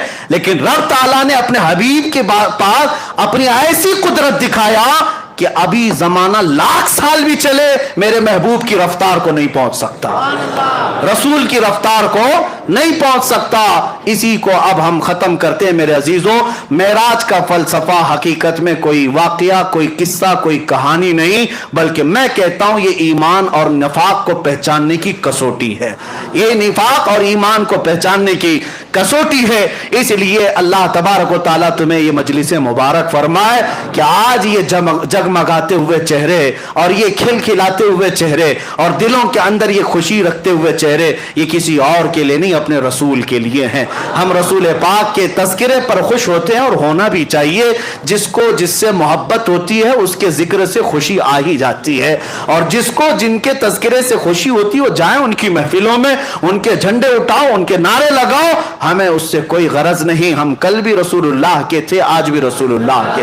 और फिर हम ये कहते हैं बतला दो गुस्ताख नबी को गैरत सुन्नी जिंदा है, उन पे मर मिटने का जज्बा कल भी था और मेरे नबी से मेरा रिश्ता